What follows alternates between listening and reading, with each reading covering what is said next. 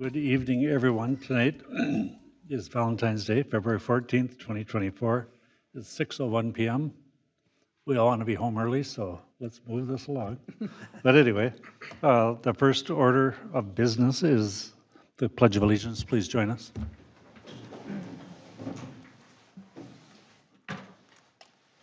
I pledge allegiance to the flag of the United States of America and to the republic for which it stands, one nation, under God, indivisible, with liberty and justice for all.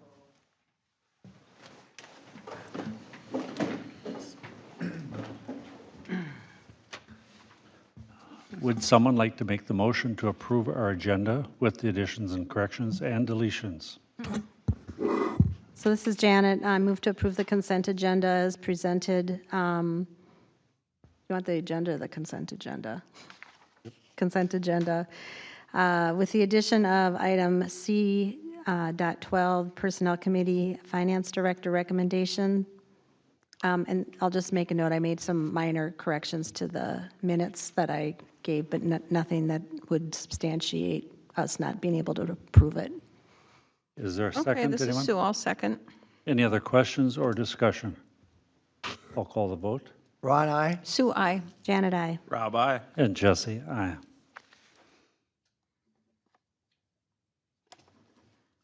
And the next item is the approval of the January 24th, 2024 City Council meeting minutes. Is there a motion?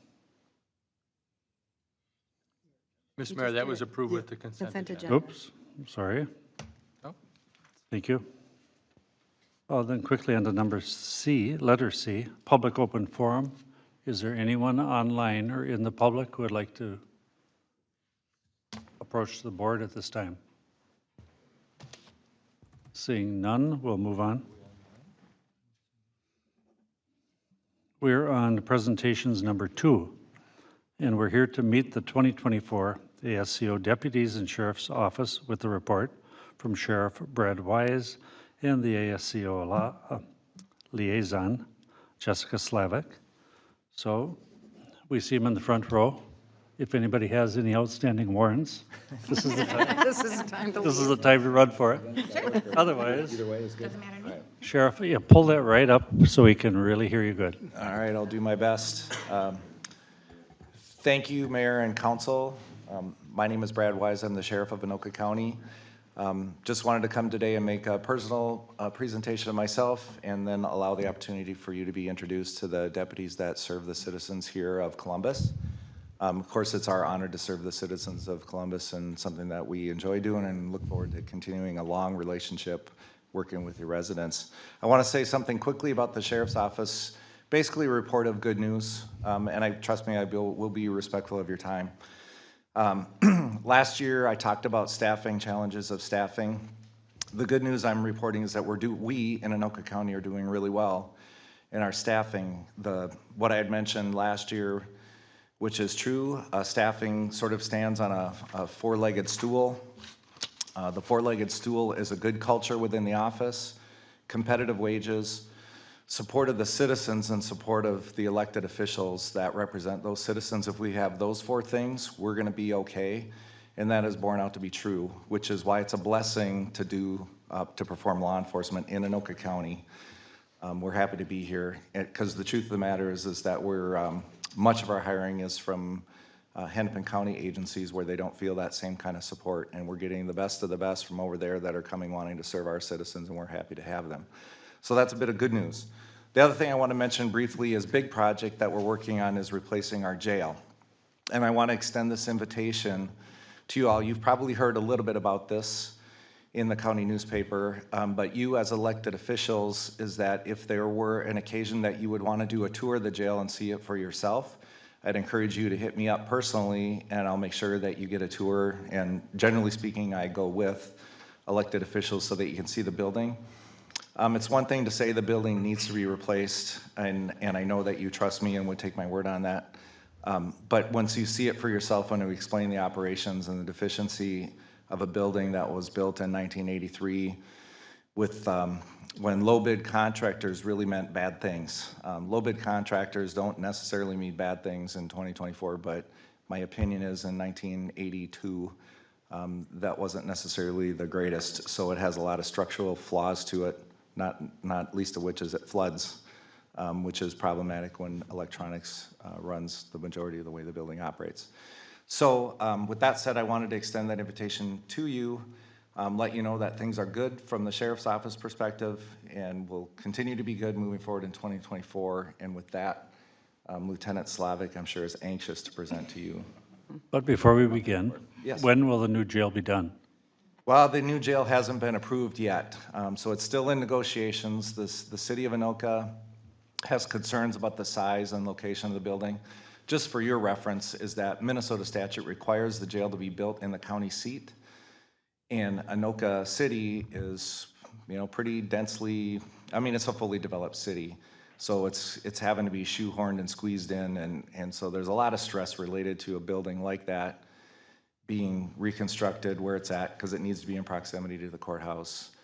So there are challenges related to that, but we're working on it, and the county board hasn't approved the building of it yet. But it's something that really residents and elected officials around the county should be paying attention to. Thank you. Sorry, Jessica. Oh, that's fine, thank you. Well, good evening, Mayor, Council, and City staff. As many of you know, it's my continued pleasure to continue being the liaison between the Sheriff's Office and the City of Columbus. Starting out this evening, I brought with our 2 new Columbus deputies and the investigator. So we will start by introducing Deputy Isaac Thompson. He became a deputy with us just this last summer on August 14th, 2023. Deputy at Thompson comes to us from Alexandria Technical College, where he earned his Associates of Applied Science. He is also a member of the Minnesota National Guard since September of 2018. And in his free time, he enjoys hunting, fishing, and snowboarding. Welcome. And then to the left of me is Deputy Jordan Grams. Deputy Jordan Grams also started with us this last summer on August 14th. He has a Bachelor of Arts degree with majors in both criminal justice and legal studies. And he is also serving in the U.S. Army as a reserve. During his entire time through college, he played baseball as a shortstop. Welcome, Deputy Grams. And then to the right of me is Investigator Sean Merritt. Sean Merritt's been with the Sheriff's Office since 2002. He's served as a deputy, a field training officer, and then in 2014, he started as a patrol investigator with the patrol division and assigned to the city of Columbus and Linwood. And as a patrol investigator, he investigates all property crimes, so auto thefts, residential and commercial burglaries, financial crimes, fraud for the city. He's also been a lifelong Anoka County resident and enjoys golfing, online gaming, family movie nights, and traveling. Welcome. Outside of highlighting the investigators, I did want to talk about one case that Investigator Merritt's working, just to kind of highlight the complexity and the magnitude of some of the investigations. It's still an active case, so I can't give too many details, but it's a rather large employee theft case from a business located at the 14000 block of West Freeway Drive, involving an employee who had allegedly stole close to $200,000 over the course of a year working there. So you can imagine just the amount of time that goes into working a financial crime with those sort of complexities. I do want to just give a brief recap on the 2023 law enforcement calls for service and highlight a few notable calls that have taken place here in the last few months. Starting in 2023, wrapping up the year, Columbus had 2,343 calls for service. That's just a slight increase from 2022, 76 more calls.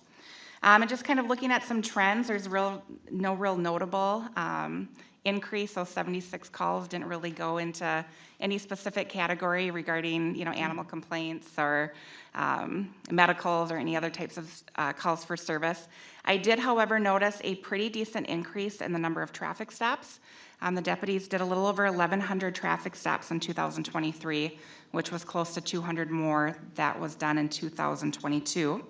And then 265 of those led to traffic-related arrests or citations. And I just want to highlight the importance of traffic enforcement because one of these calls I'm going to share with you just shows on how a minor traffic violation can turn into so much more. So on November 26th, one of our deputies stopped a vehicle for running a red light at Lake Drive in Hornsby. When that driver was identified, it was determined that she had a warrant.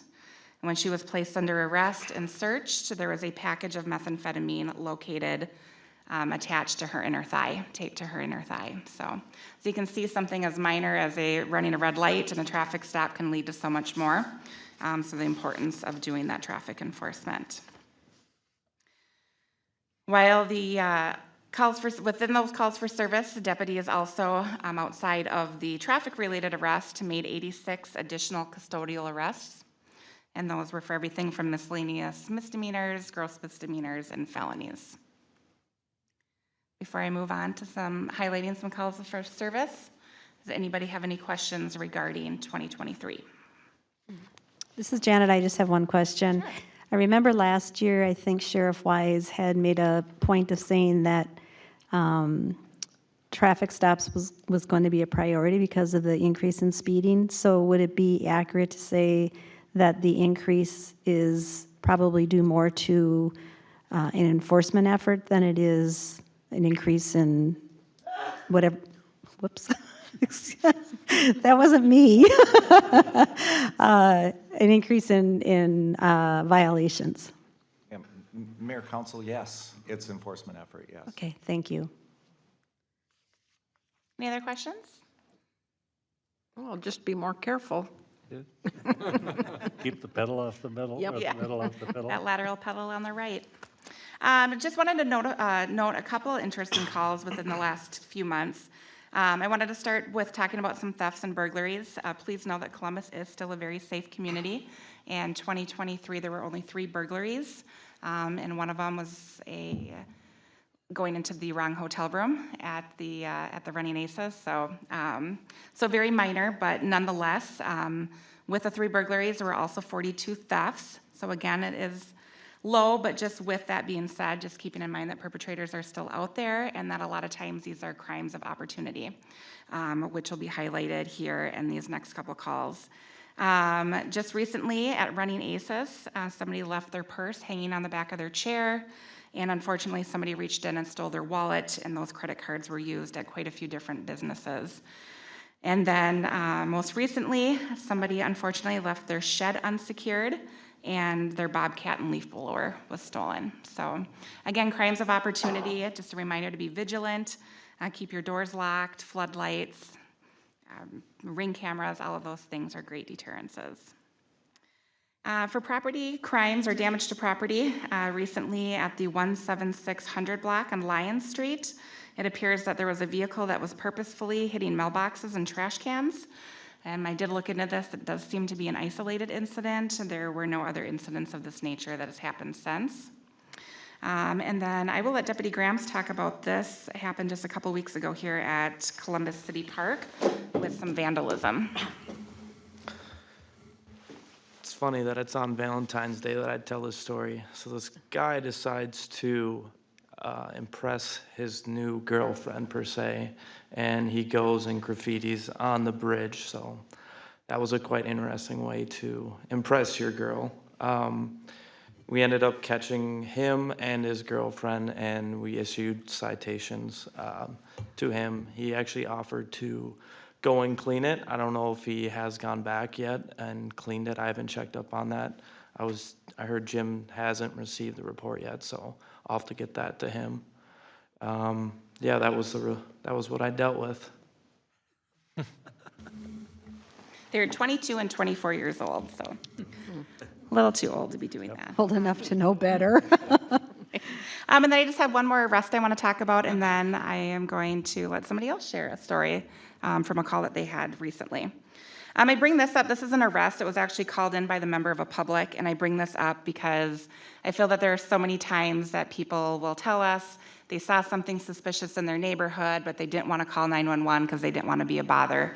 And I just want to assure everybody we really do encourage to call 911 when there's anything seen that's suspicious. We can only be in so many places, and you really are our eyes and ears when we are not at those locations. So it is never a bother, and again, you see something, say something, and never hesitate to call 911. This individual was driving and noticed that there was another person on the roadway ahead of him that was driving erratically and stopping in the middle of traffic.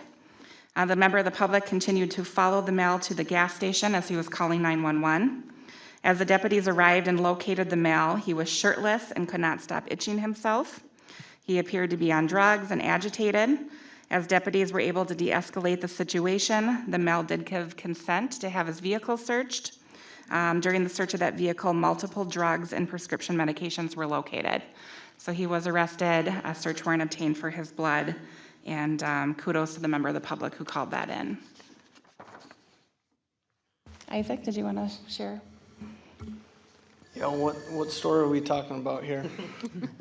Do you want to do your recovered stolen? Yeah, we can do the stolen, and then I'll touch on if you guys seen us out there last night running around late. I'll get to that too. All right, so I'm not the best storyteller, but I'll do my best here to explain.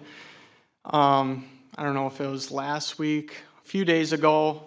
My partner was at the Love's gas station off Lake Drive here in Columbus, and he noticed a vehicle looked like it was getting lived out of, which is actually pretty common there at the Love's since it's a 24/7 stop. He ran the plate. Both registered owners were deceased, so he found that pretty suspicious. He made contact with people. There was 3 occupants in there, and he asked, "Hey, can I run your VIN number here?" Ran it, and it turns out the plates didn't exactly match the vehicle, and the vehicle was stolen out of Duluth. So this deputy's gut was correct for making contact with the people. One of the gentlemen that were in there, he was an older gentleman. He was wanted federally by the marshals. So that was a really good stop there he had. So he was arrested, transported to Mercy. He was having a little bit of breathing problems, so we took him there and then waited for marshals to show up.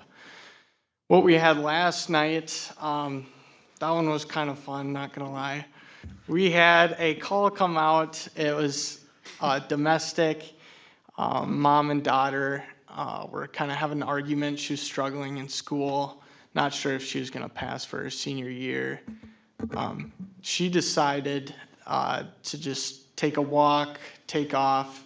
Younger sister didn't like that, so she went with. So mom called us for the reason being that the younger sister is on a lot of medication. It was cold out. They were dressed for the weather, but she was more worried about her younger daughter going out there. So we're kind of running around. Some of you guys might have seen us. It was probably around 10 o'clock last night. Just a bunch of squads, had a lot of help from other cities too. Other deputies like Ham Lake and East Bethel and whatnot. We did get the drone out, and we ended up finding the younger sister in the park here, right across the road, and she mentioned that she was there to meet her sister. We did not find the other sister. She did have means to contact a ride, so that's what we're guessing she did. She's like 17. We did put out an alert for missing person in Forest Lake because that's where she has a lot of contacts and does most of her work and whatnot. So yeah, that's what we had last night. I had a joy in helping find these 2 girls, but yep.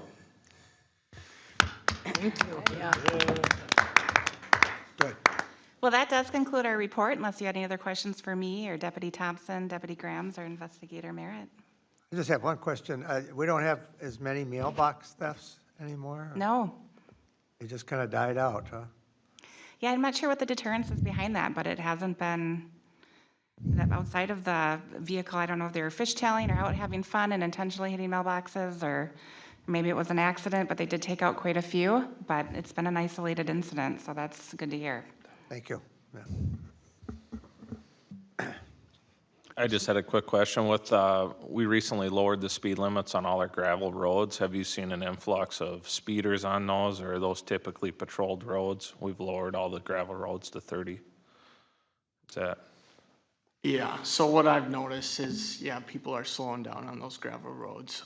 We try to patrol those a little more often. We like to stick to like Lake Drive and Broadway just because a lot of speeders and more traffic, more action for us. But yeah, time to time I'll dip into the gravel roads, and it does seem like people are slowing down. I haven't had a single stop yet purely on speed on those gravel roads, so it does seem like it's making a difference. great to hear. Thank you. Jessica, would you reintroduce everybody one more time? I most certainly will. This is Deputy Grams, Grams, Investigator Sean Merritt, yeah, Sheriff Wise, correct. Deputy Thompson, The storyteller, and, Chief Deputy Bill Jacobson. all right. Pretty good storyteller, too. Yeah. Yeah, there we go. So anyway, thank you guys for coming Thank you, out in a Mayor. storm like Thank you this. so much. Thank you. And Really there we go, appreciate your everybody. service.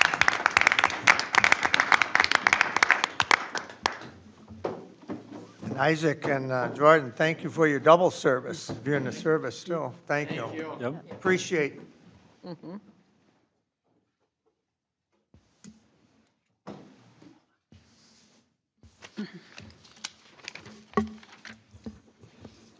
We're on to number 3, Planning Commission Report, LCI Enterprises LLC CUP and Commission Office and Approvals, pages 2 and 3.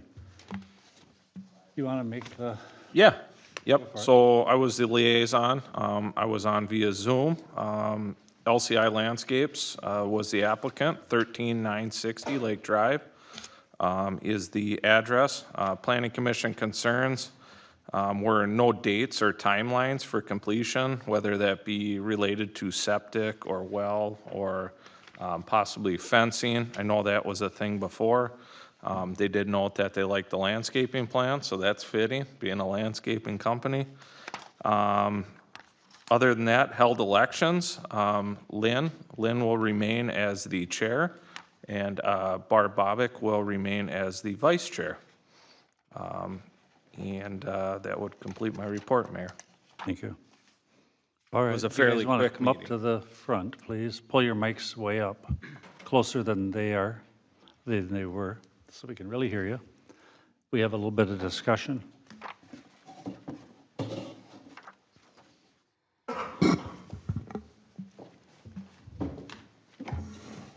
Would you do your name and address again for the record, please? Yes, good evening. LCI Landscapes, my name is Tim O'Connor, and the address is 13960 Lake Drive Northeast. Yep. My name is Ethan Wakey. A little up closer, right, about 1 inch away. Right here. Yep. Awesome.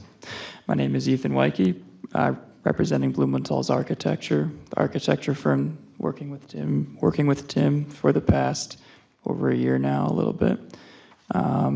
I can give the address of the firm, 1600 Marshall Street Northeast, Suite 1, Minneapolis, Minnesota, 55413.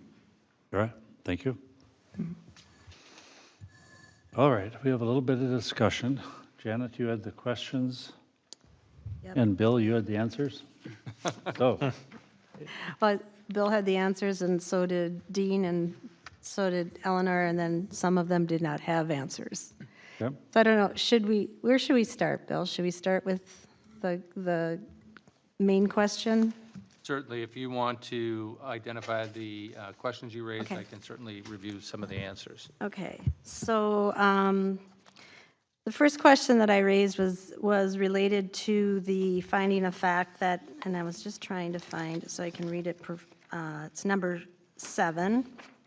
That's in the report, and it currently reads, the applicant has been operating as a non-compliant business since 2021. However, they were previously prevented from acquiring a permit due to the commercial industrial district moratorium. The applicant has been cooperating with the code enforcement efforts. And what I was struggling with is the date, the interval between the date that you purchased the property and when the moratorium was. And so with the help of some of the planning commissioners, I kind of mapped out and posed the question to our city attorney. It appears that, so you purchased the property February 24th, 21. I don't know when you started operating, but that was the date that we had down that you purchased it. The moratorium was enacted May 25th, 2022. So that was a year and 3 months after you purchased the property. So I think it's incorrect for the finding of facts to say that the moratorium prohibited you from applying for a CUP, because there was a year, more than a year's time between the time you purchased it and the time that that moratorium was actually put into place. What I'm suggesting is that that finding be rewritten, and I provided some suggested language that would say something to the effect of the applicant purchased the property on February 24th, 2021, has been operating as a non-compliant business since 2021. There was a year and 3 months between the purchase date and the enactment of the Commercial Industrial District moratorium, which began May 25th, 2022, and was repealed January 12th, 2023. The applicant indicated during the public hearing that they were not aware that a CUP was required and therefore did not apply for one during that period of time prior to the moratorium. So unless you feel that that's not accurate, I would that would be one of the motions that we'd make to change that finding. Yeah, I would say that's not exactly accurate. I would have to do some research on dates to figure it out completely, but we were made aware of the situation that we were in sometime after we had purchased the property, and we're starting to, move in and get things moving, and then we were informed of that, and then we started to do research on what we needed to do to change things, and we had the city inspector come out and look at both buildings with us and tell us what we could do, and then what we ended up doing. We were informed or coached that it might be cheaper to just build a new building than it would be to update these two other buildings. And so that we kind of went that route. And then we found out that building the new building that would make sense was way too expensive for what we were trying to do.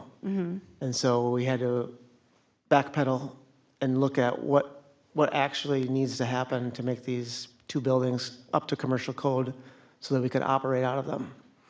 And then that's where we had to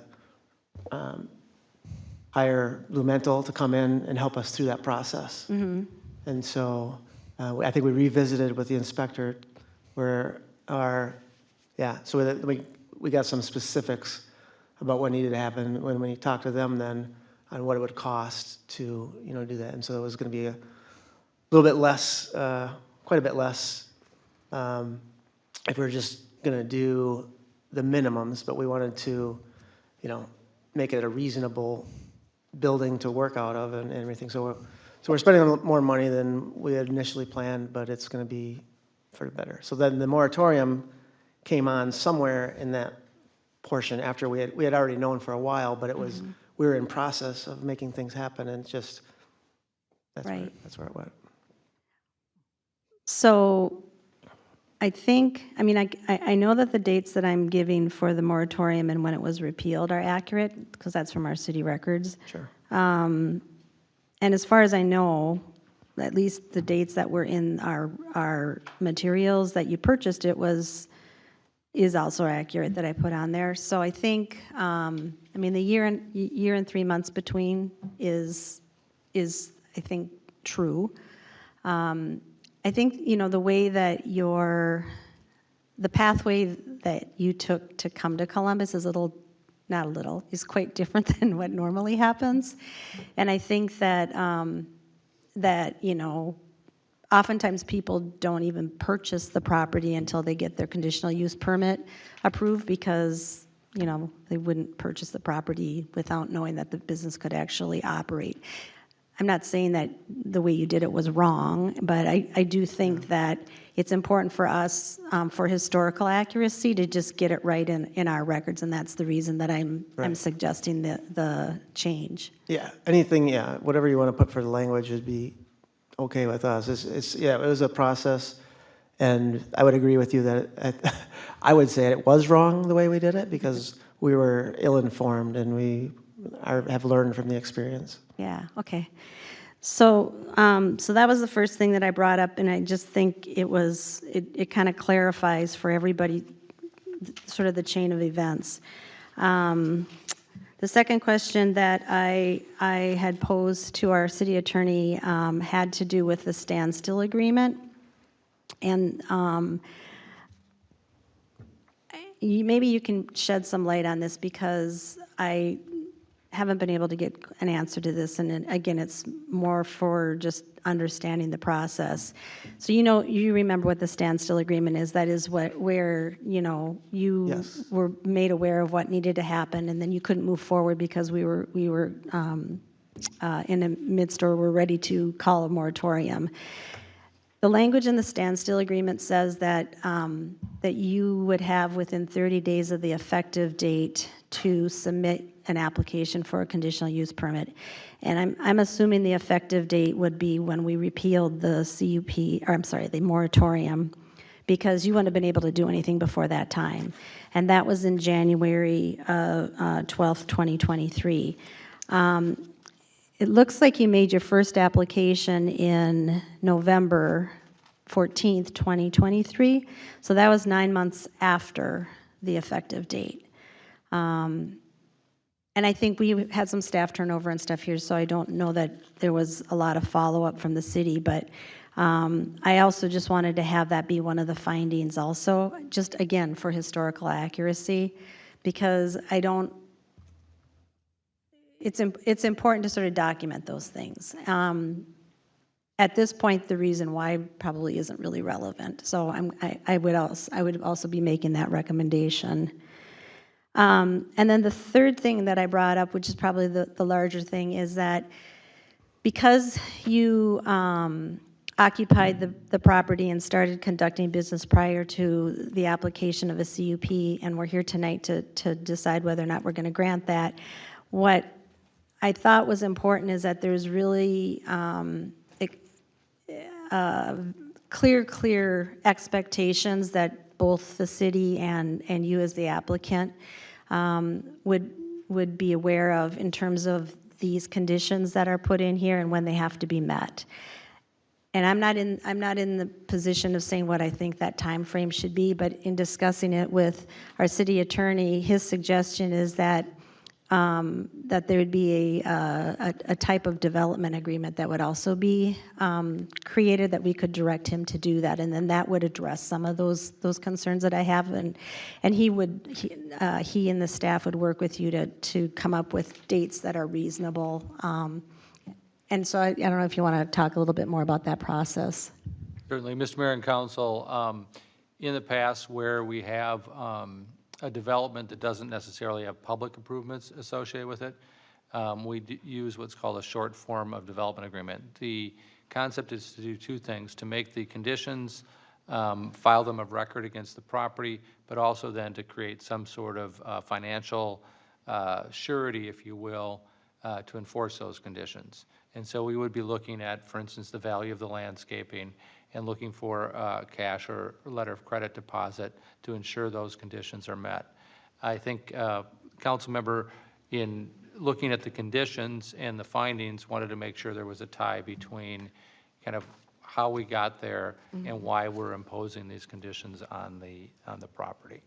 And so it is something we've done, it's not something we're kind of creating for this process. We've done that in other cases where there's landscaping requirements or screening requirements to make sure those, we have some sort of remedy short of advertising a hearing to pull your permit, to revoke your permit, because that can be very disruptive to the business.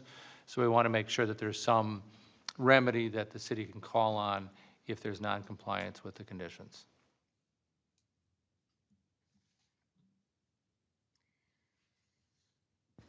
So in layman's terms, so that means we have a way to hold your feet to the fire, whatever you say you're going to do, with whatever day you say you're going to do it, or whatever date you're going to do it by.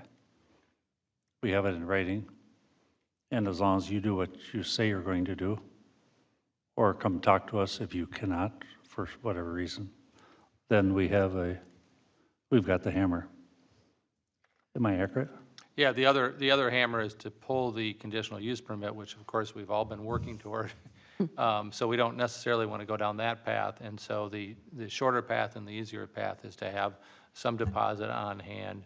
And, you know, the argument would be then, if you're not going to do it, then the city's going to engage somebody to do it. And we're going to use those escrowed funds to pay for a contractor to complete the work, which of course that's motivation for you as a landscaper. You're in the best position to landscape your property, right? The last thing you want to do is see somebody else on your property completing that work.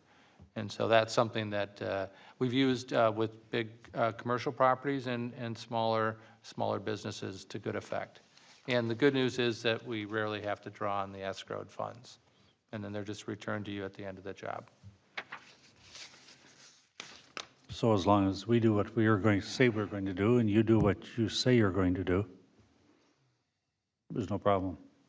At the end, everybody gets their money back, and we end up satisfying the desires of the council, and you get your place built without who we welcome, but you get it done and make it nice enough that everybody here is happy.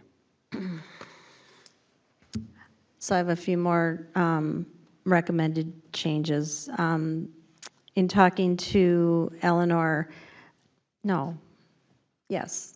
Dean, sorry, I forget, I talked to a lot of people this week. I had asked if there was a reason that on your application, when you filled it in initially, you had indicated that the site and the building was residential, and I know you know that that's incorrect, and it's incorrect, but it never got corrected. So I just asked if there was a reason why we couldn't correct that, and the answer was no, we certainly can correct that. In fact, we should correct it. So you're going to get asked to re-sign that front page. It's again, it's a record-keeping thing, but that will get corrected. One of the other things that I asked, and this has come up with other businesses that have been established where there's trucks that come on and off of the property, and it has to do with your plan to have all of those trucks covered so that they're not, creating a dust problem or a particulate problem, which is great.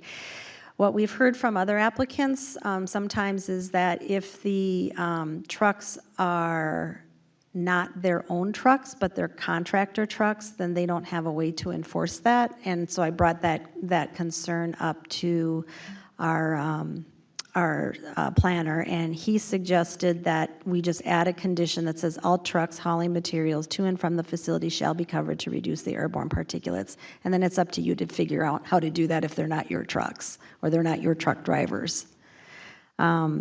So that one I think is going to be a recommendation to add it as well.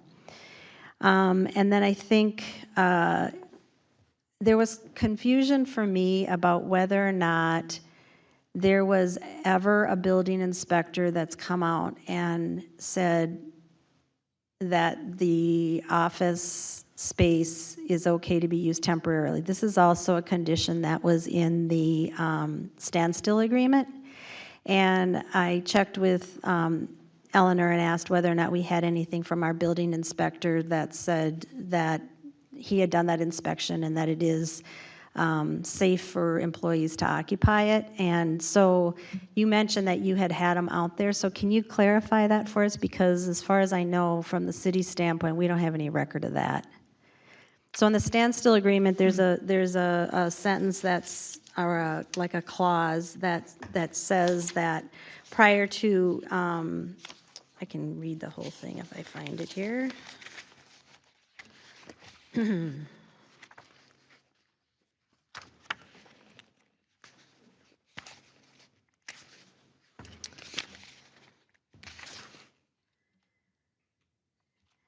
It says the city agrees that LCI may use the property for a temporary office space provided that such office meets the requirements of the building code for temporary uses. LCI will first obtain the review and approval of the building department for such use before allowing employees to work on the property.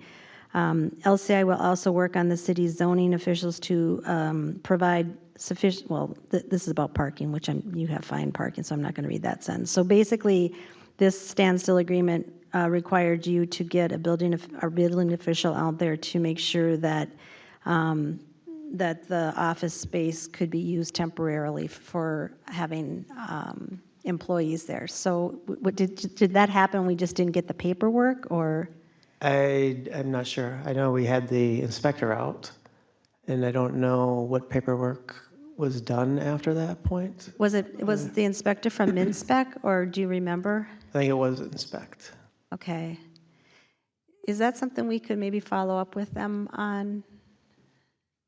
We'll check with their, see if they have that on record. Okay. Because it was right after you switched to inspect, Right I up. believe.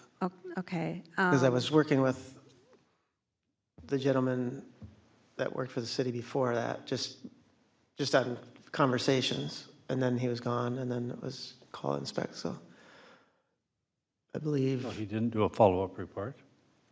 I- Is that what it sounds like? What Eleanor said was, we have no records of inspection between the standstill agreement and now.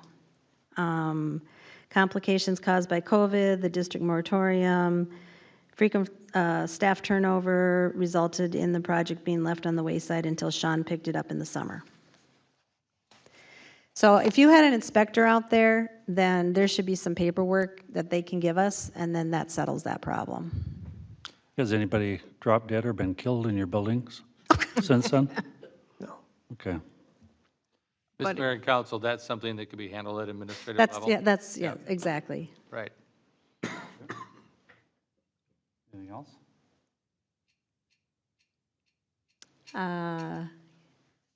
Let me look.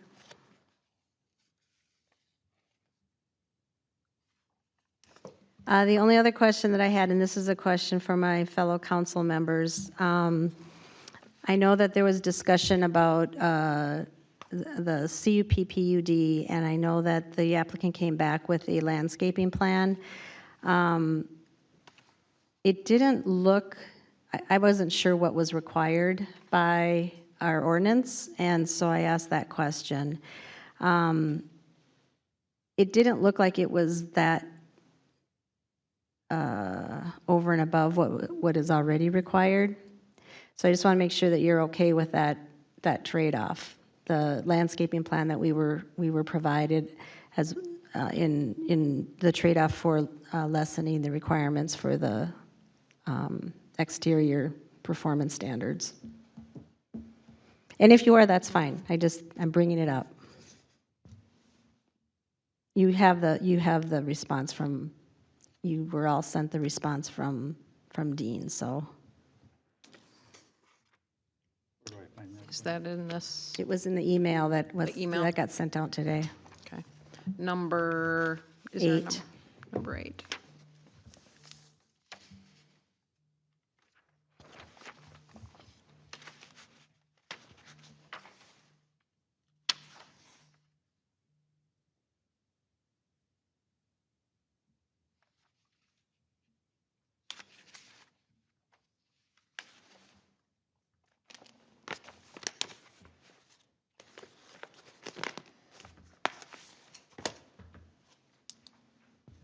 I'm fine with that. And this doesn't clarify, and I didn't read through everything, why it is a PUD instead of a CUP? It's because their pole building that they'll be using for maintenance and storage is kind of back in the trees, and so it's pretty well screened from surrounding properties.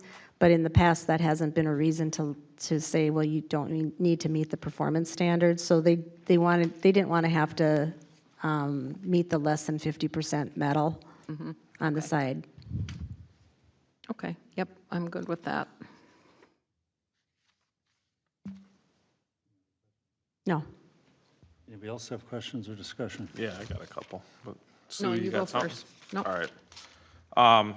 So thanks for being here tonight. One of my questions was, I was doing a little research on the property, and it doesn't pull up as LCI, it pulls up as Escape Properties LLC. Does that link you back to the owner of that property, or is that a different? Yeah, the Escape Properties is in the name of one of the owners of LCI Landscapes, Donnie Caruth, and his wife, Pam Caruth. So Okay. they have a separate holding company that purchased the property, but then is being used as LCI Landscapes. So essentially, they own the property and the company's leasing it to them? Is that? Correct. Okay.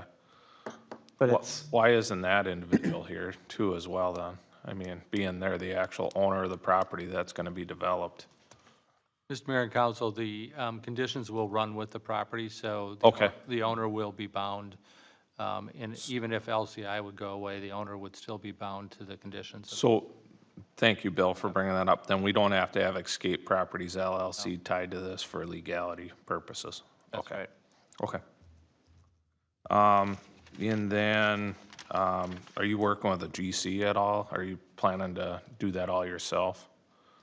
no, you we're don't working mind with the me GC, correct. Okay, And so if and when we get approval, and we'll start moving forward. And that's working with Blumenthal Architects, and then we've put it out to bid, and we have already had a couple of revisions on the bid, and we're doing some of it ourselves. Obviously, as a landscape company, we're going to be doing things that we can handle, and then everything else will be done through the general contractor. perfect. And solely the reason I ask is typically if an owner is doing it themselves, it doesn't get done as quick, right? Right. If they have a GC, so, thank you. That's all I have. I did have one question. So you've been doing business out of that location for, has it been 2 years? Partially, yes. Okay. Are you planning to grow the business, or is the business as you've been working it for the last 2 years kind of how it will be going? I mean, after you do the upgrades? We plan to grow as we continue, and down the years as we continue to grow, I may be coming back here with another request for a permit for a larger building or something like that, and seeing what we can do. Okay. I just think about, I mean, the whole purpose of why we're going through this discussion is that you purchased the property and didn't get a permit, and I don't know what the circumstances for that was. I know it was a house because my daughter's friend lived there for years, and I've been to that house many times. And I'm also don't know a lot of the rules. When I came on the city council, I'm like, oh my gosh, I had no idea that there was this many rules. But there are. So, I mean, now that you know that there are rules, that's part of the reason why we want to put in some extra assurances that you will continue to meet the rules, in the time frame that we're expecting. So, Yes. but the actual business, I think it's a great business. We're pro-business. We're not doing anything that's trying to get you to not want to be here. I mean, we want you here, and but just wanted to give that comment. Understood. Thank you for saying that, Sue, because I also want to echo that. I mean, I know I brought up a lot of concerns that I had, but they are procedural concerns. I am also happy that you're here, and I don't want you to feel like you're not wanted. You are, but I think it's always really good to make sure that both parties are clear of what expectations are, and I think that there's been a lot of reasons why maybe that hasn't been so with your situation. So hopefully this will make it really clear going forward, and hopefully you'll know that if there's questions that you have or you're not really sure what you need to do, that you can come to us and ask the question, and staff will help direct you in that way. Absolutely. Thank you. You're welcome. Anything else, Ron? No. Anything, Dad? Rob, anything more? Good, thank you, Mayor. Janet, would you like to make the motion?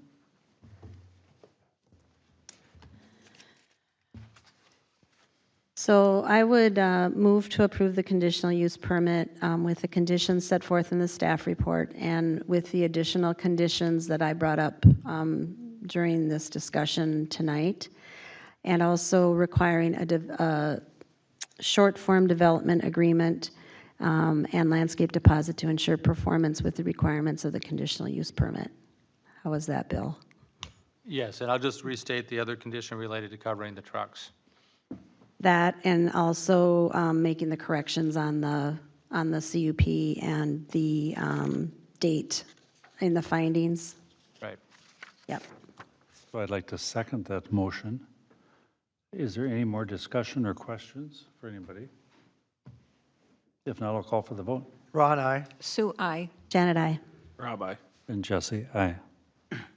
And Mr. Mayor, for the applicant's benefit, we will work with staff to incorporate the approved conditions, the findings. We'll reach out to you to make sure that we understand the dates for performance are reasonable, that they're workable for you. So there'll be a little bit of back and forth over the next couple of weeks. We'd like to be able to bring this back, the development agreement that is, back to the council for approval in 2 weeks. Great. Thank you very much. Thank you. Thank you. I got a quick question for Bill. So as it relates to covering the trucks, typically those would be subcontractors that are dropping that material off. How can they put stipulations on the subcontractor? Will they have to do that through a contract? They'll have to communicate that condition to any subcontractor.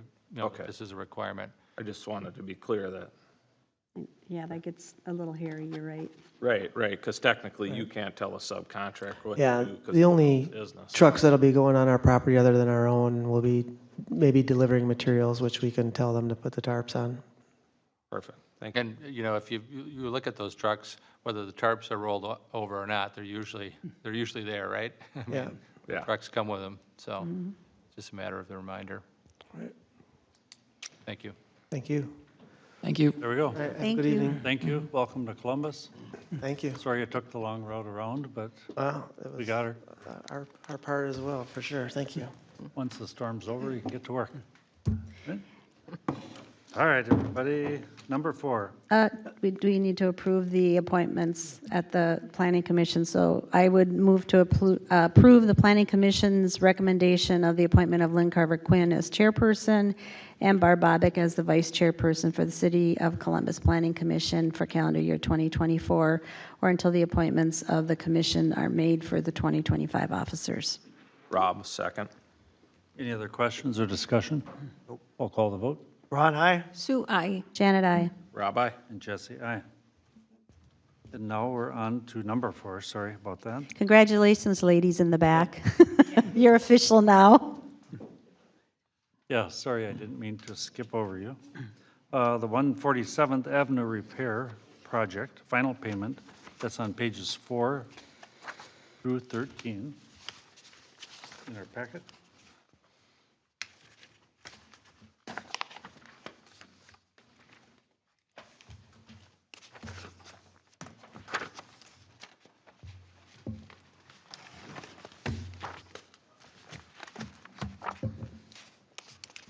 Jack, would you like to read your background information to us? Sure will. Attached for approval in your packet is the final estimate to Bituminous Roadways, Inc. for the 147th Avenue Pavement Repairs Project.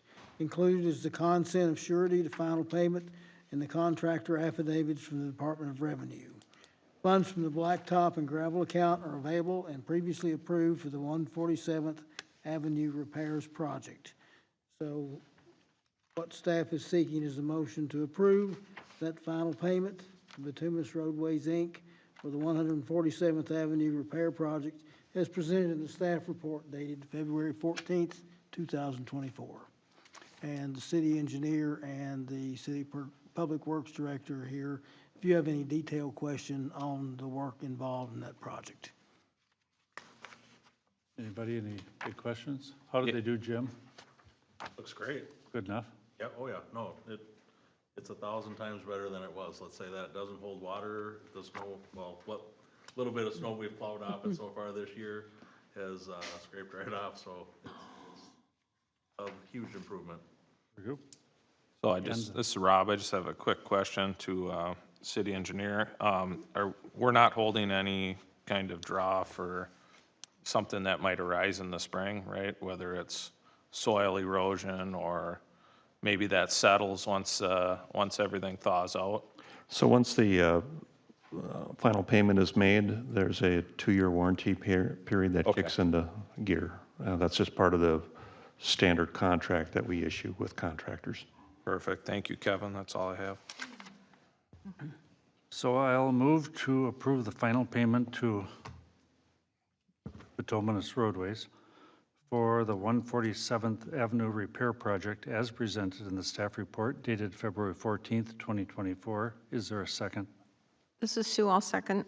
Any other questions or discussion? I'll call for the vote. Ron, aye. Sue, aye. Janet, I. Rob, aye. And Jesse, aye.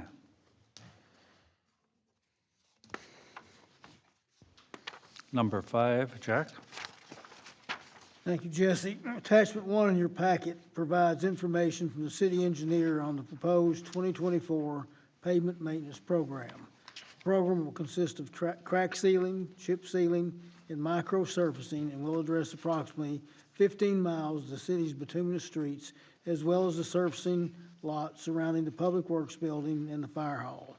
The breakdown for this project is crack sealing cost estimated to be $105,300, chip sealing $340,400, and micro surfacing $291,100. In attachment 1 in your packet, there's a project map that itemizes the different types of work and their location. The project costs are covered by funds in the 2024 pavement maintenance budget of $750,000. 3 separate contract bids will be solicited for the work in accordance with the line items above. Authorization to develop the final bidding documents and advertising for the bids is requested. Proposed schedule will be to open bids in early March and bring award recommendations to the council for review and action at the meeting on March 13th, 2024. So we discussed this pretty thoroughly last night. And I'll make the motion to authorize staff to develop the final bid documents and advertise for the 2024 pavement management project biz. Is there a second? This is Ron, I'll second that. Now, are there any questions or? Yeah, Mayor, do apologize. I had a conflict last night, so I wasn't here. Crossways Lake Drive, if I'm reading that, we're going to be doing micro surface on that? Is that No, I don't think by this map? it's really hard to tell the purple from the, No, Crossways is Red. green, so that'll be crack seal and seal coat. But Okay, that was yeah. oh, that's already been done. That's done. That was done in 21. Yep. Microsurface will be Okay. Howard Lake, perfect. Okay, thank you. I just didn't know, if we had talked about reconstruction of Crossways Lake Drive with all that tamarack and stuff and pour money into it if we're gonna be tearing it up was my concern, so, yeah, I'm good. And it turned out to be pretty good the last few years. For all the discussion we had, I've been whipping up and down there 60 miles an hour. It's been good. In our 30-mile-an-hour zone. Yeah, Too bad the anyway. deputies are gone. pulling signs. Too bad you didn't say that when the sheriff was here. Well, he doesn't get off Lake Drive or Right. Broadway, so we're good. He's parked at the track. I was just curious, Jim, if you checked, oops.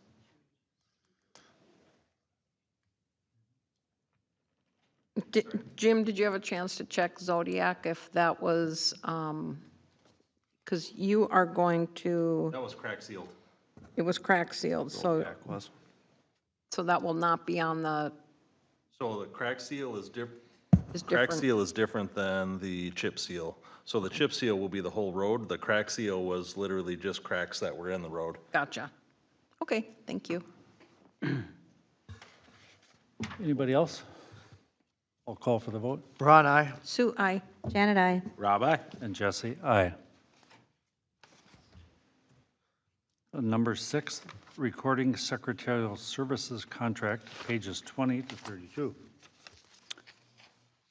Thank you, Jesse. Meeting minutes for the City Council, Planning Commission, Park Board, and the EDA are taken and prepared by city staff. The taking and preparation of these minutes consumes a considerable amount of staff time that could be used in a more productive manner. An estimated 440 hours are spent by staff in the preparation of minutes for these meetings. Approximate staff costs for minutes preparation are $17,130 per year. Aside from the potential savings of contract costs versus staff time expenses, additional benefits of contracting this work out would be that draft minutes could be submitted to the city within 6 days after the submission of the disc or the electronic versions are given to the contractor. Staff is removed from the interpretation of the items to be included in the minutes, and absent hours necessary for minute preparation, staff can be assigned to other priority project work.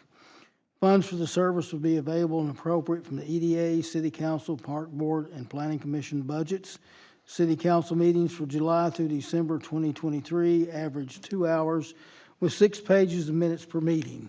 Using this average, cost for the service would be approximately $206 per meeting, or $12,390 per year. Final cost would also depend on the number of meetings covered and the level of detail required by council. TOS, which is Time Savers Offsite Secretarial Services, currently serves over 60 municipalities, has an excellent reputation, and is able to provide a variety of minute formats and schedule flexibility to suit the city's needs. In addition, their costs are comparative to or less expensive than that of other services while maintaining a high level of professionalism in the delivery of their product. Staff recommends that City Council consider approval of the TOS proposal and engage their service for the taking and preparation of City Council and Commission minutes. In your packet, there's 3 attachments that show what their rates are, a sample of their product, a list of their references, and then the final service agreement. So staff is seeking a motion to authorize the recording secretarial service agreement approval with Time Savers for the remainder of the year 2024 as presented in this schedule. I just have a quick question on their sample. So I think it starts on page 25. Did they take one of our meeting recordings and actually go through it and? That's correct. I sent them the meeting recording and they did this, and this is a summary type. Okay. You know, you can get any level of detail you want with the exception of pure verbatim minutes. They can get close to verbatim, but they can't get pure verbatim minutes. So if we have something like a public hearing that we need more detailed minutes for, we just tell them what it is. The only thing that changes, it takes them a little longer to do it, so that's reflected in their hourly charges and page charges. Okay. Great, thank you. Anybody else? Yeah, Rob here. So Jack, if there's changes, we regularly have changes in minutes and things like that. What's kind of the process for that and turnaround? They'll submit us a draft, and then it's up to us to edit the minutes and make the changes. Okay. And then they added it at no extra cost to send it back? No, that's up to us. So normally, even when we do drafts prepared by staff, we submit it, and then it's up to us to review it to make sure they're accurate or any changes to be made. Then we'd make that at the staff level, which doesn't take too long. Generally, they're of minor nature and just procedural, but if there's any changes, we would make the changes. Gotcha. Thank you. So Jack, is there a process ahead of time that we would have them here and we'd kind of give them a sense of at what level we would like the minutes to reflect the discussion? We certainly can, and Mrs. Worth would be glad to attend one of our meetings and review that with us. And we can change that at any time for any meeting. So it's very flexible. So if we don't need highly detailed minutes, we just need the summary type minutes, which is the format we kind of currently follow. We can do that. But again, if we need more detail, all we got to do is tell them. But I'll be glad to have her here at the meeting, and she will go over anything we need to know about taking minutes. Okay, thank you. I'll ask council. Bill, you work with a lot of other cities. Do many of them use these kind of services, or what's your experience? Yes, Mr. Mayor and council, my experience is that most cities have, they use summary minutes, and they either use a service or they do it in-house. I think one of the reasons this works particularly well is there are automated dictation services now that you can get your rough draft starting point in a matter of minutes. I mean, you can send an audio in and you get, it's pretty rough, it needs to be cleaned up, but it makes the whole process of minute preparation a lot more systematic and streamlined. As an example on cost, the sample minutes that you saw, they took them 1 hour to do, so it'd been their standard cost. The cost for that meeting would have been $167. For us to do the minutes in-house, in talking to Connor, it took us 6 hours to do it. Not because Connor's a bad minute taker, but because he's doing other things. He gets interrupted. You got to start all over again. It's a disruption, and we're not professionals at that either. So, Well, and he doesn't have the equipment that he can speed through. I mean, when they listen to the recording, they can speed through, slow it down. We don't have that kind of equipment, so that makes a big difference. Yeah, so potentially what could be happening too is that because we calculated out 440 hours, it could be less than that, because if we're spending more hours. well, that's what we calculate the staff, what we spend on staff time taking. I would expect theirs to be much less than that. Much less, okay. And more consistent and kind of standardized across the board. Yeah, and the other thing too, then that enables us to turn those minutes around, so minutes from the last council meeting, planning commission meeting can be presented at the next one. Sometimes the workload gets here, and sometimes the minutes don't get the top priority. There's other fires to put out. And like we get backed up on the minutes, and there may be 2 or 3 weeks before we get them all together and assembled. Then we've got to review 2 or 3 at one meeting, and people forget sometimes what's said. So this is a more timely way to get the minutes back to council and get them approved. And Mr. Mayor and Council, if I can add, just like tonight's applicant, if we're going to turn around a development agreement in 2 weeks, it's really great to have the minutes in that same time frame, because that's our checkpoint on, did we get the conditions right, did we get the findings right? Anybody? Only one more question, maybe the most important. Connor, can you find something to do on Wednesdays? If you don't have to sit through this? He'll probably want to come anyways, just because it's, yeah. What else you got to do on a Wednesday night? Well, then I'll make the motion to approve the recording secretary service agreement with Time Saver Offsite Secretarial Services, TOSS, for the remainder of the calendar year 2024 as presented. Is there a second? This is Janet, I'll second. Any other questions or discussion? I'll call the vote.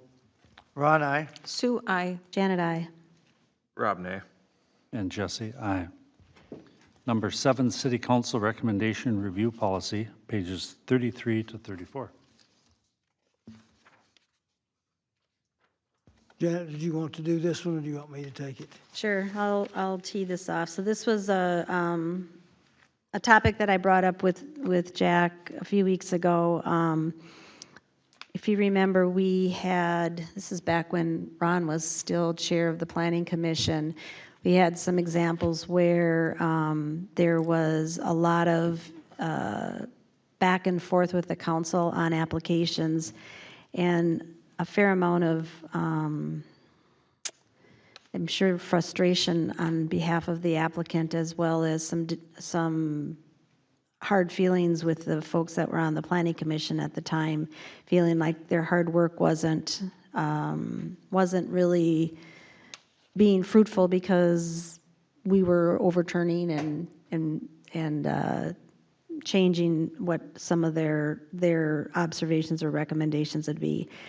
And we collectively together decided that the solution to that problem would be to have a 2-week period between the time of the public hearing and the time that the Planning Commission makes their recommendations, so that if there are questions that the council have, and most of us either attend the meetings or Zoom in on them or get a report from the liaison, that there's adequate time for the staff to research those, bring that information back to the Planning Commission so that they have that information at the time that they're doing their discussion.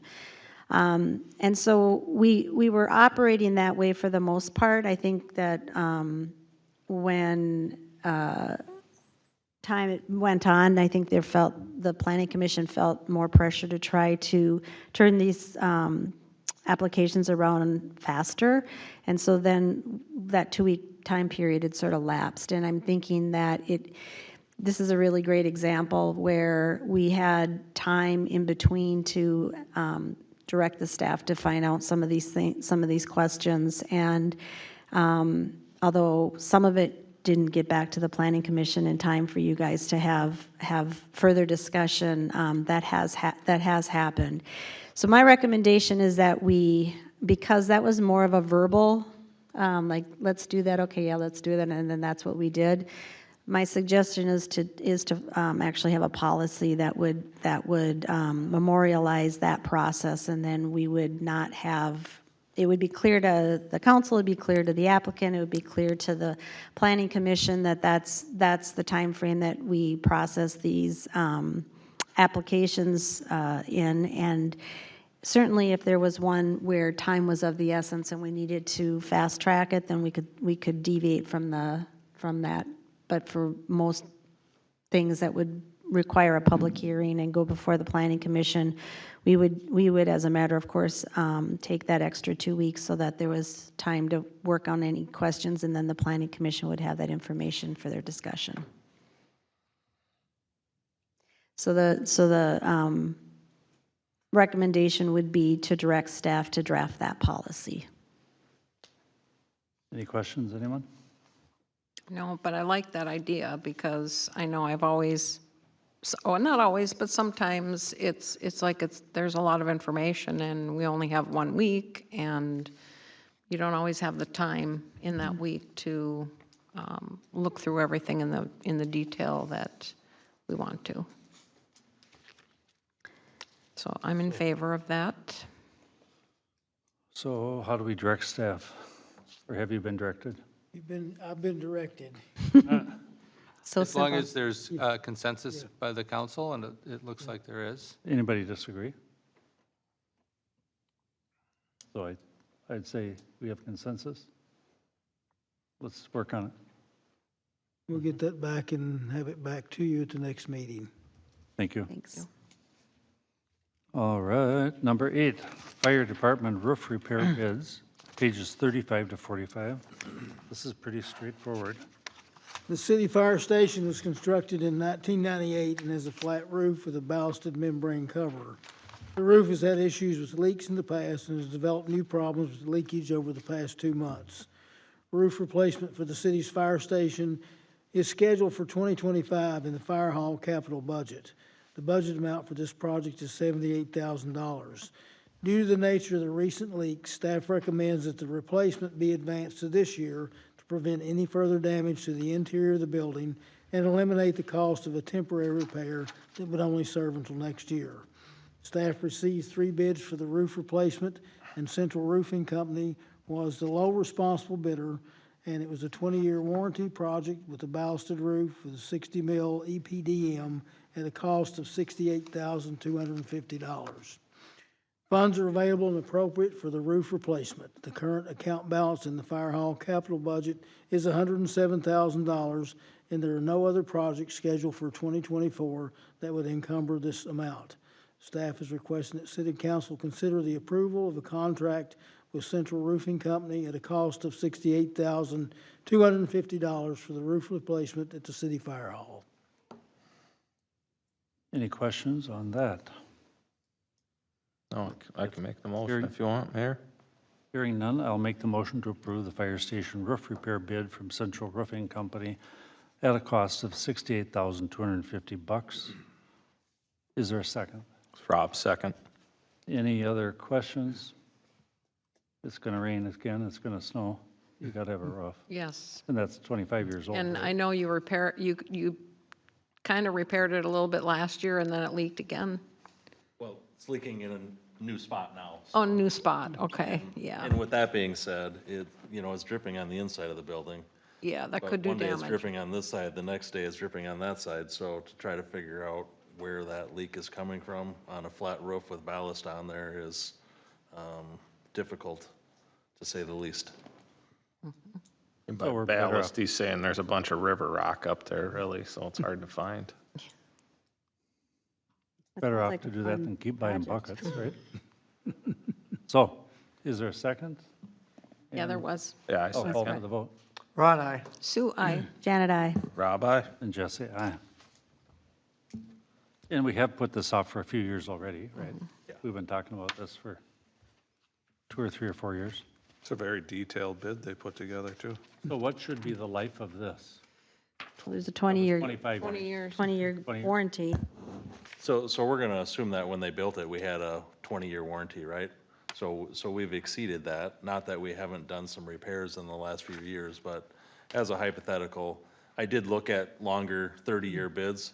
It's virtually the same price, but it exceeds what our budget was, and it's really bouncing off the maximum number that we have in our fund. And we don't really want to drain the fund because that doesn't allow us to have any fudge in case something else comes up that needs repair, so. And how do they, so what do you do to get a 30-year warranty? Well, Thicker plastic, thicker rubber? it's potentially different rubber, but it's a different process, so it's, excuse me. It's a fully adhered roof, so, basically they glue it down. It costs more, it costs more money for the process that they're trying to do, but they claim that, it's not necessarily that. I guess what makes it better is the materials are potentially thicker or something of that sort, but the cost is virtually the same per year Yeah. if you work through and do that math. Or pull it off in 20 years and put a new one? Yeah. The, And not break your budget. Yeah. So, that's kind of that was kind of the big decision that we talked about. the 30-year warranty has a 90 mil membrane versus this is a 60 mil membrane. But the cost is over $100,000. And like Jim said, if you compare the warranty rate per year, they're essentially the same. So this will allow us not to tie all of our money up in one project. We've still got 30-some thousand left that we can have in reserve for any other repairs that we might experience this year or even into next year. I think that bid breaks out, too, that they're gonna remove and replace all that metal around the outside, so that'll give it a nice shiny look. Yep. All right. Anything else, anyone? I'll call for the vote. I think we already We voted. already Already voted. We're good. We're on to the next We're one. on. Midco. C9. The city met with Midco yesterday to discuss the underserved areas in the city that have been previously evaluated to enable the preparation of cost estimates for a potential border-to-border grant or the upcoming BEAD funding the state will be receiving. In addition, the second round of grants for the line extension program is currently open. There are several addresses in the portal from Columbus that are eligible for these funds. Midco is planning to apply for the 178th, 179th Avenue and Zingo Street area, which includes 23 addresses, all of which are currently unserved or underserved. The application for this is due on February 15th, 2024, and there are no local matching funds required for this project. Midco is seeking a letter of support for this project. They will then submit this grant application and put this on their project list. Some other things that we were told about Midco is that there is a portal that's designed to serve small pockets of areas that aren't served. These are like 2 or 3 houses that may not have any service. These can be addressed, and there's funds that they can get for those. So they encouraged anybody that is living in a small pocket that doesn't have service. If you're interested, contact City Hall and we'll tell you how to get your name in the portal. It's very simple and doesn't require any work on the applicant or the homeowner that doesn't have service itself. We'll also be getting something up on the website for this to outline this program so people can have access to it. So what we're asking for is approval of the letter of support that's in your packet so we can get that to Midco and they can submit that in their application package. Anybody? So I just, for the, probably more for Rob's sake, I think we talked, did we talk about this last night? Yeah. So if you look at the two maps that are on here, Yep. the line extension is the one that's got the little orange curly cues around it. The other one is just showing, there was a big project that they did in Forest Lake. And that green hashed mark is a RDOF grant that they got. And the Forest Lake project actually extends up to the boundary of that green hashed. So that little sort of rocket-shaped area between our border and it's probably Hornsby there.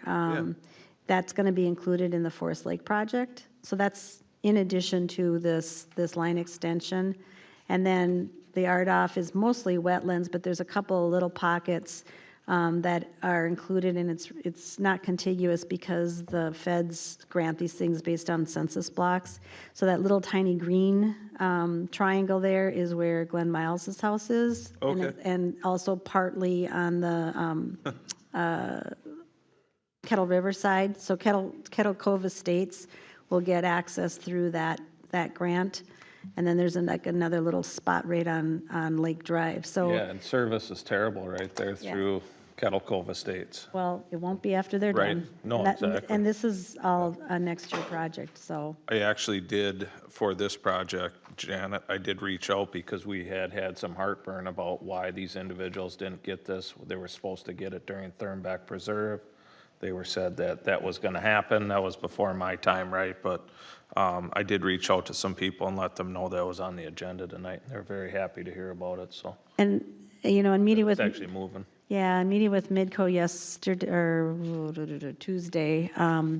They're actually going to be providing us some more additional information so we can be more proactive towards identifying those little pockets of neighborhoods that are kind of in between the bigger ones, and actually reaching out. And there only needs to be one property within that area that puts their name in the portal in order for the providers to bid on it. So it doesn't mean that every single house has to do it, just one of however many there are. So I was really, they were really so helpful, and they also have plans to do border to border, which will probably bring in another 70 to 80. I can't remember.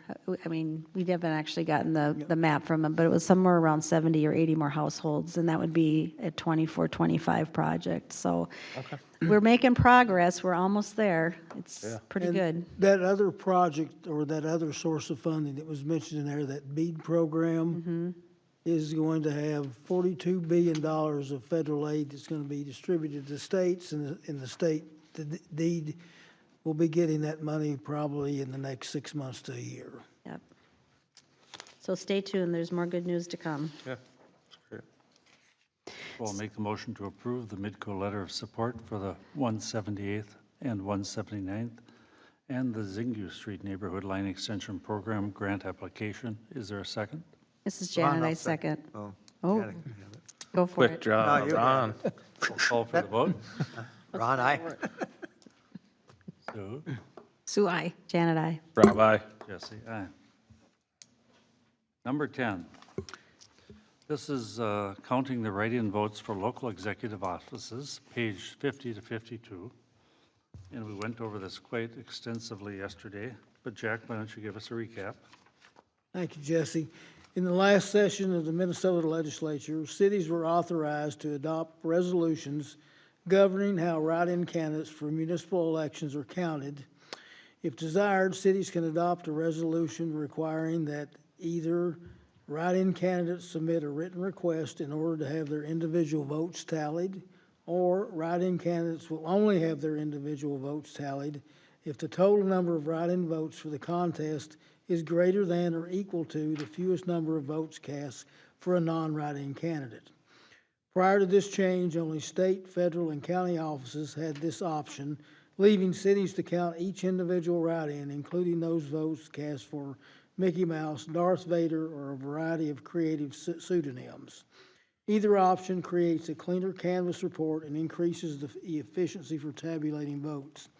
Staff is seeking direction as to council's preference regarding this proposal. Should council decide to vote on this matter, attachment 1 contains the resolution that was addressed this proposition. And if the city wishes to pursue this, staff would recommend that they do choose option 1. This resolution has to be adopted before the filing of candidacy for individual offices, which means that we do have essentially into July, but this is something that a lot of our surrounding cities have gone ahead and approved, and it does ease the job for election judges, and a lot of these things are what are called frivolous votes and take up a lot of time, and they really have no effect on the outcome of any election. Anybody have questions or discussion? Yeah, just being not, like, again, not being here last night, so it's just pertinent to write-in votes, correct? So if someone's not running for that position, but they get written in. That's correct, and if you want to run a write-in campaign, you're required to file 7 days before the election. Yeah. If you do that, your votes are counted. Okay, Now, if you don't do that and you adopt the option 2, you can get your votes counted if you receive a greater number or equal to the lowest number of votes for the candidate that's registered. Let's say you have 6 people running for city council, candidate number 6 gets 500 votes. So in order to have the write-in votes counted, you'd have to have 500 or 501 write-in votes to qualify under that option. Otherwise, it just saves the election judges a whole lot of time for something that really amounts to nothing at the end of the election period. Yeah, one of the other things we talked about, just for your clarification, because I was kind of waffling between the two, option 1 is what the state and the counties are using okay. as theirs, so I thought to be consistent, I'm in favor of option 1. And if council wishes to choose this, then resolution 24-02 is recommended for your approval. So resolution 2, does it have option 1 in there? It does. Okay. It does. Okay. Yes. I can make that motion. Let it rip, Sue. I move to approve Resolution 24-02, counting write-in votes for local elective offices. Is there a second? This is Ron, I'll second it. Any other questions or discussion?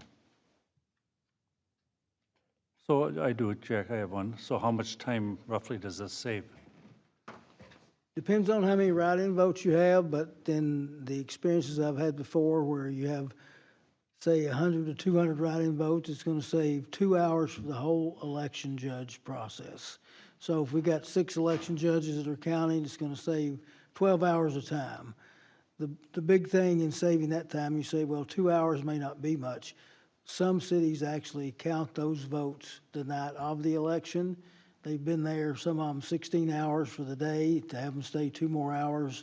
They're tired, sometimes they make mistakes. And if they don't, they have to come back the next day, the next morning and count them. So it does save them an extra day that they're not having to be involved in that. And the bottom line is, if they're doing Mickey Mouse or Darth Vader, it's a joke anyway. Yep. Why waste anybody's time on something like that? All right, I'll call for the vote. Ron, aye? Sue, aye. Janet, I went to the restroom. We don't have a microphone in there? Could wait for him to come out. Run in the microphone. Here it comes.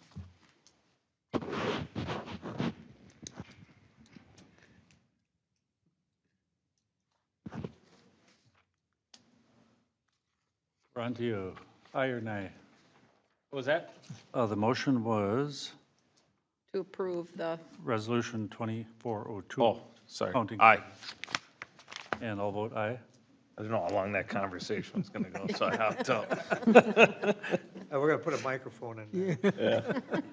All Let's right. not. On to something much more fun. Number 11, the Petting Zoo invoice for the 2024 Fall Fest, pages 53 to 55. Janet, why don't you take that, because So there's a memo in here that gives you a little bit of detail, but I've been meeting with staff in trying to figure out how we could move forward with Fall Fest, and we're still in the process of figuring that out. So Lynn has been involved in some of those discussions.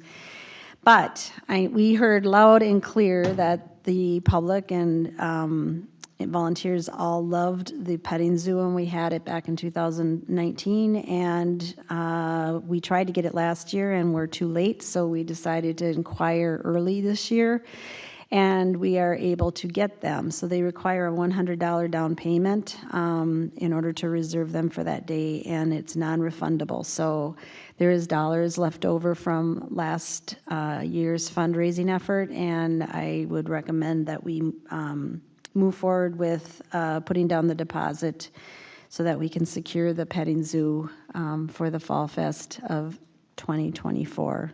And I'm saying that in a affirmative way because that's, power of positive thinking. We'll be able to do it. Is that the motion? I can read the motion that's written. I move to approve the But before we $100. go, anyway, if we don't do it for any reason, You lose the we money. lose $100. Ron, you would cover us? Yeah. All right. All right, so I move to approve, so I move to approve the $100 down payment required to reserve the Haas Mobile and Mobile Zoo and Pony Rides for the planned Columbus Fall Fest event on September 21st, 2024. I think is it the 21st or 22nd? It's the weekend of the 21st, Friday, Saturday, Sunday is when it would be. I don't remember if the 21st is a Friday Sue, or... I'll second. Any other questions? 21's a Saturday. How many ponies do we get for that? There's no pony rides.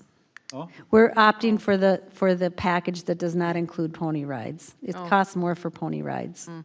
got it. All right. Pony rides are pretty popular. I know, but I think we had a little issue with insurance with that, Oh, so. okay. All right. No, so- So I'll call for the vote. Ron, aye. Sue, aye. Janet, I. Rob, aye. And Jesse, aye. Yay. Got a petting zoo on the hook. Yay. Hooray, hooray. That's a pretty modest down payment, actually, isn't it? Yeah, They liked us. I would say. Yes, it is. They must trust us. All right, on to number 12, Personnel Committee to Finance Director recommendations. This is regarding Cheryl, moving her from senior accountant.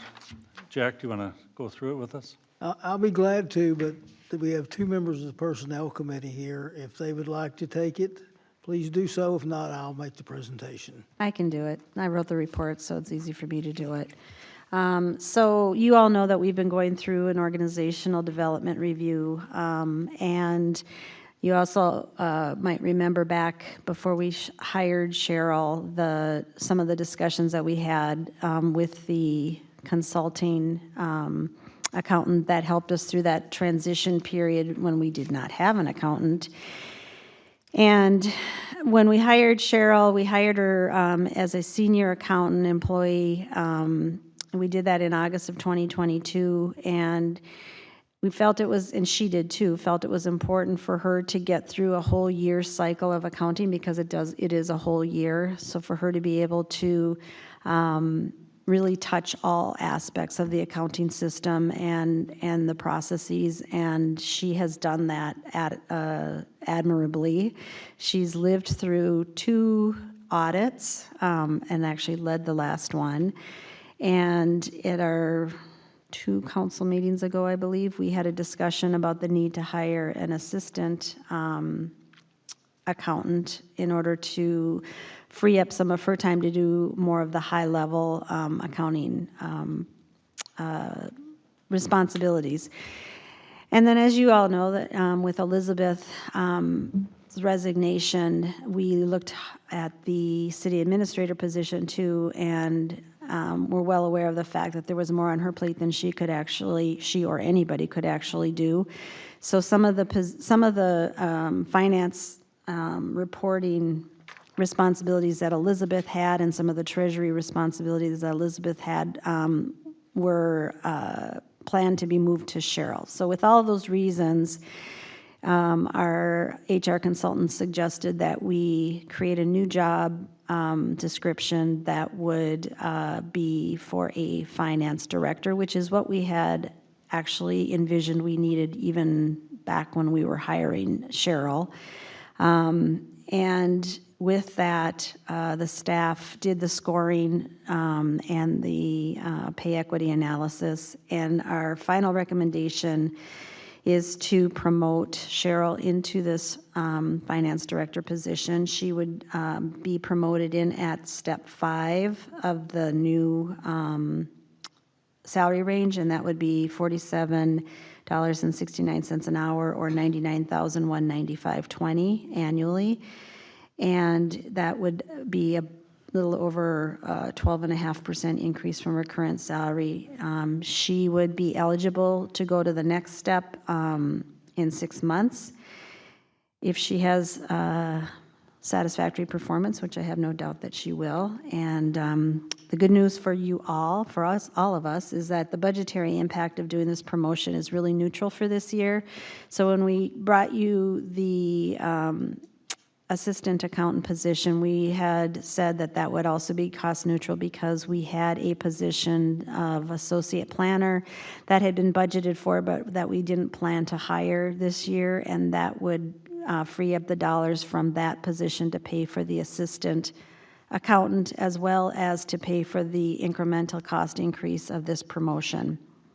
So the Personnel Committee is recommending approval to promote Ms. Cheryl Jenkins from the senior accountant to the finance director position, effective tonight, and increasing her hourly salary from an hourly wage of $42.37 to $47.69. We have lots of people here who can answer questions if you have any. Anybody?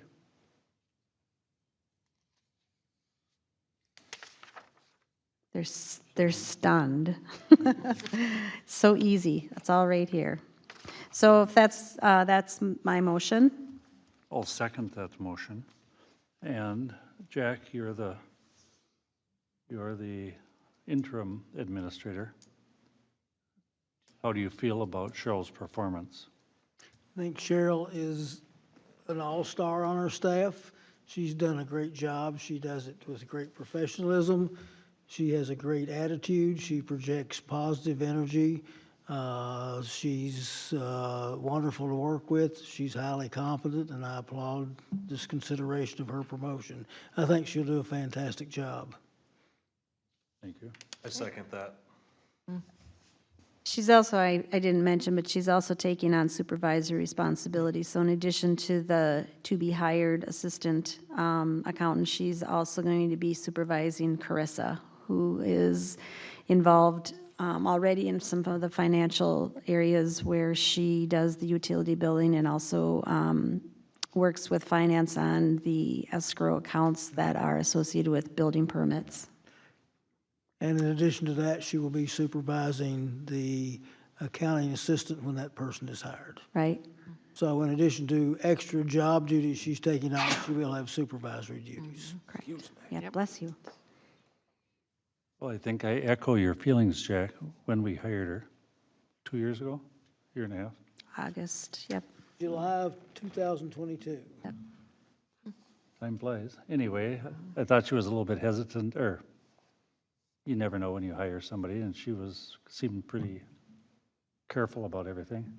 But I think ever since she's been here, it's been straight up. She came qualified. She dug in and did everything we asked and more. And if you're saying that, I agree with you, so I think that's great.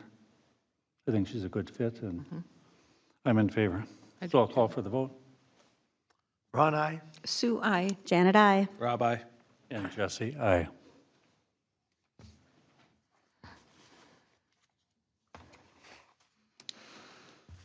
On to letter D, engineer report, 10/22/32 ditch update. Kevin? Good evening, Mayor and City Council members.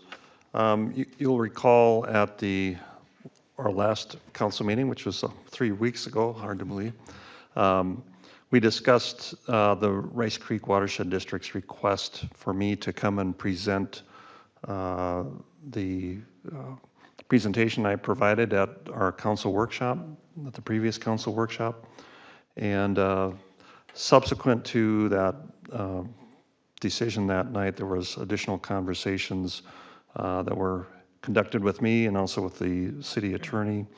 And so it was decided to bring that back to the council for further discussion, and maybe I'll have Mr. City Attorney kind of weigh in on some of that as well. Mr. Mayor and Council, we did have a discussion at staff, at the staff meeting, and for a number of reasons, we're kind of reversing the recommendation, at least from the staff level and consultant level, that presentation not be given to the Rice Creek Watershed District. The primary reason is if that presentation is given to the district and the district pays for that presentation, they have the right contractually, even if there's not a written contract, if they're paying for services, to rely on those services. And it creates confusion about who Kevin's working for, what the purpose of the presentation is, and how it's to be used subsequently.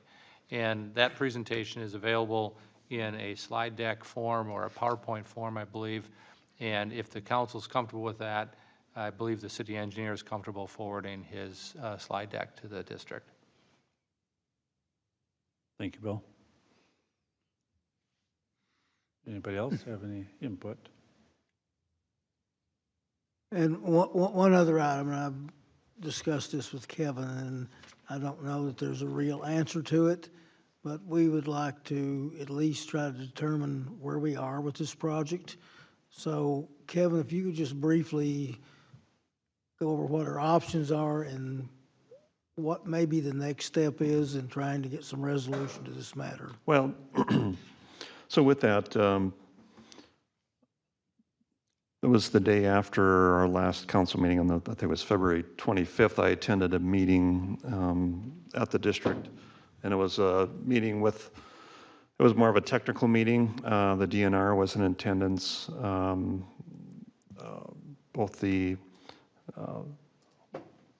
area hydrologist and also a technical person that was one of their experts in modeling, along with the engineer for the district and myself, discussed further steps on modeling the ditch and surrounding public waters to determine what the impact of the ditch repair project alternative 4A would have on the adjoining public waters. And so it was a very extensive technical discussion. And so currently the DNR is reviewing the district's hydrologic model of the ditch and determining whether it's appropriate to further evaluate impacts to the public water. So, so right now I'm kind of monitoring that discussion, and there was actually just an email today that I saw from the DNR. I haven't had a chance to really review it, but so that review is ongoing. I guess I would continue to kind of monitor that technical discussion as that moves forward. And in terms of ultimately where we go with this, I mean, you know, again, I'm supportive of the proposed repair project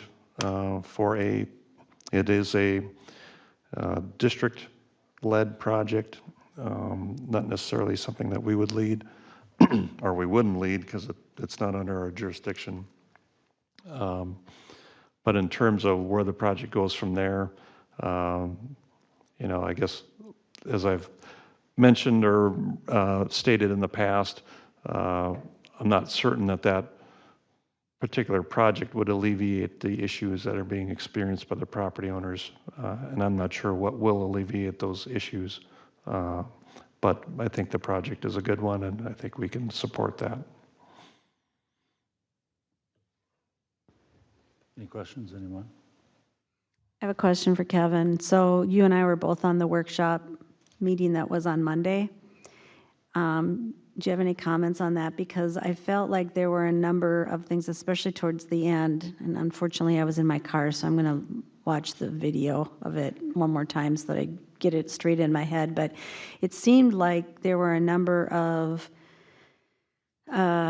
things brought up by other board members that really echoed some of what we've heard from our own residents in terms of you know, other projects that, you know, this workshop was about what is the process for determining an ASEC, right? It wasn't supposed to be specific to this one ours, and I think there's another workshop scheduled to discuss it more specifically. But I heard some of the same things that I've heard Board Member Wagaman, not you, Board Member, but Race Creek Watershed Board Member Wagaman bring up in meetings and things where he hadn't gotten much consensus that that was the case, but then I heard the same thing coming up on some of these other examples. Now, I was in my car, so maybe I misunderstood, but what was your impression? Well, again, the purpose of that particular discussion at the workshop was to address board members' questions on how an ASIC profile is determined. ASIC being the acronym for As Constructed and subsequently improved condition.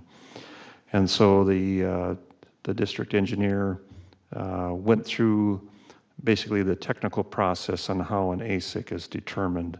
And he was going through particular examples, not related to 10, 22, 32, but related to other ditch projects where they have applied this methodology in determining the ASIC profile.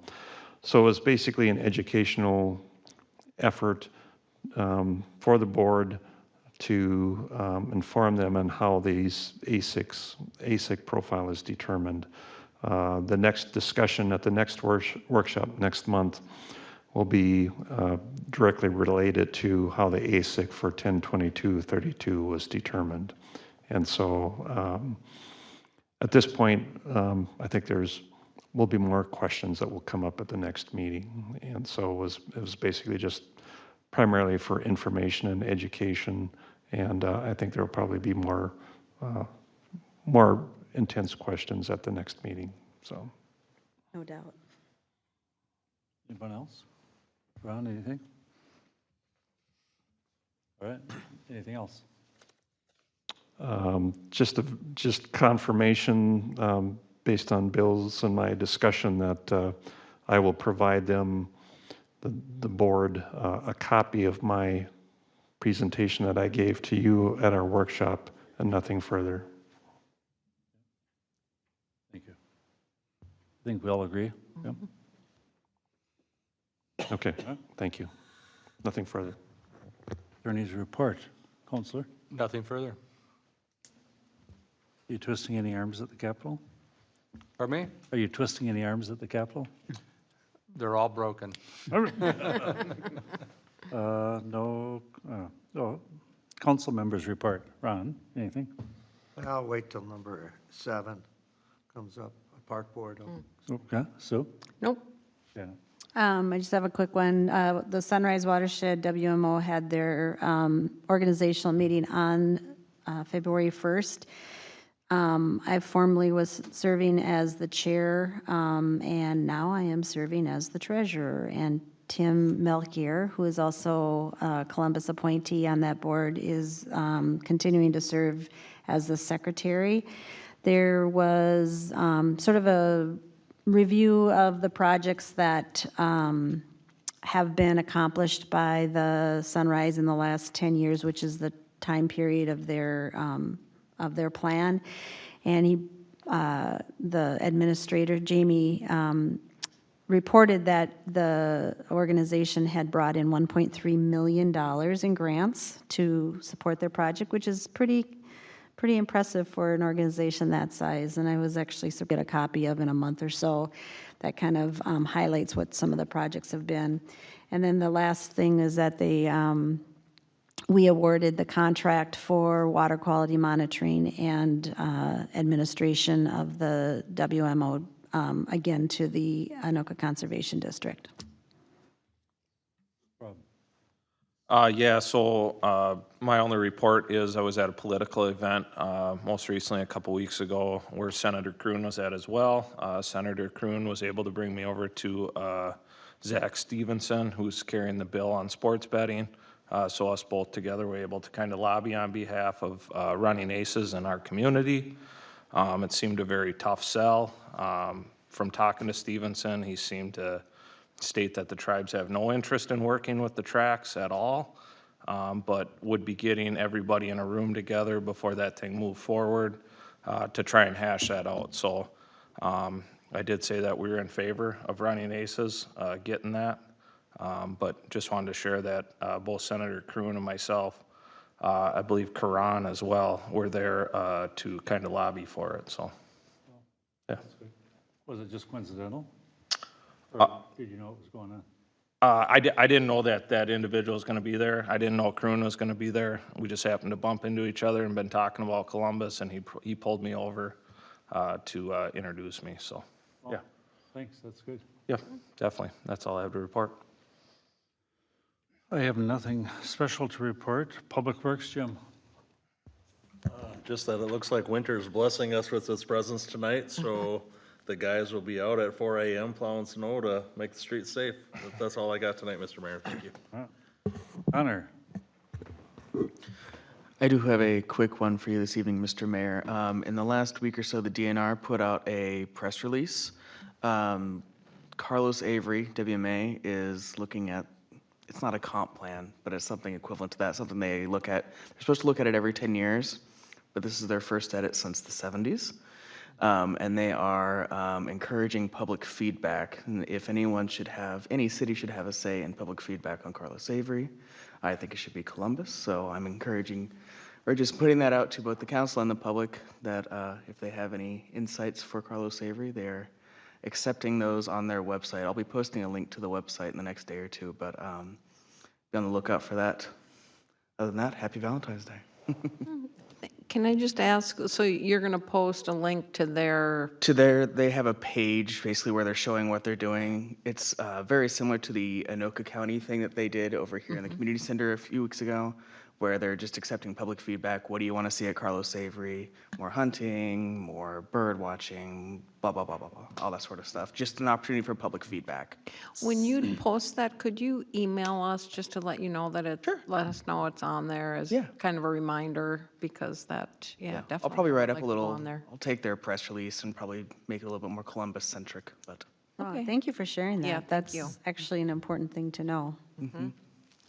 Mr. Mayor and Council, one thing that would be interesting to analyze or at least look at is there was a master plan for Carlos Avery, and it was, I can't remember exactly what the commitment was, but basically that they weren't going to continue buying up properties adjacent to Carlos Avery. There was a lot of concern, past councils were concerned with the loss of tax base. It would be interesting to see how that document, which was a pretty rough little sketch, but some sort of commitment to this community about their acquisition plans, how that relates to this master planning exercise they're going through.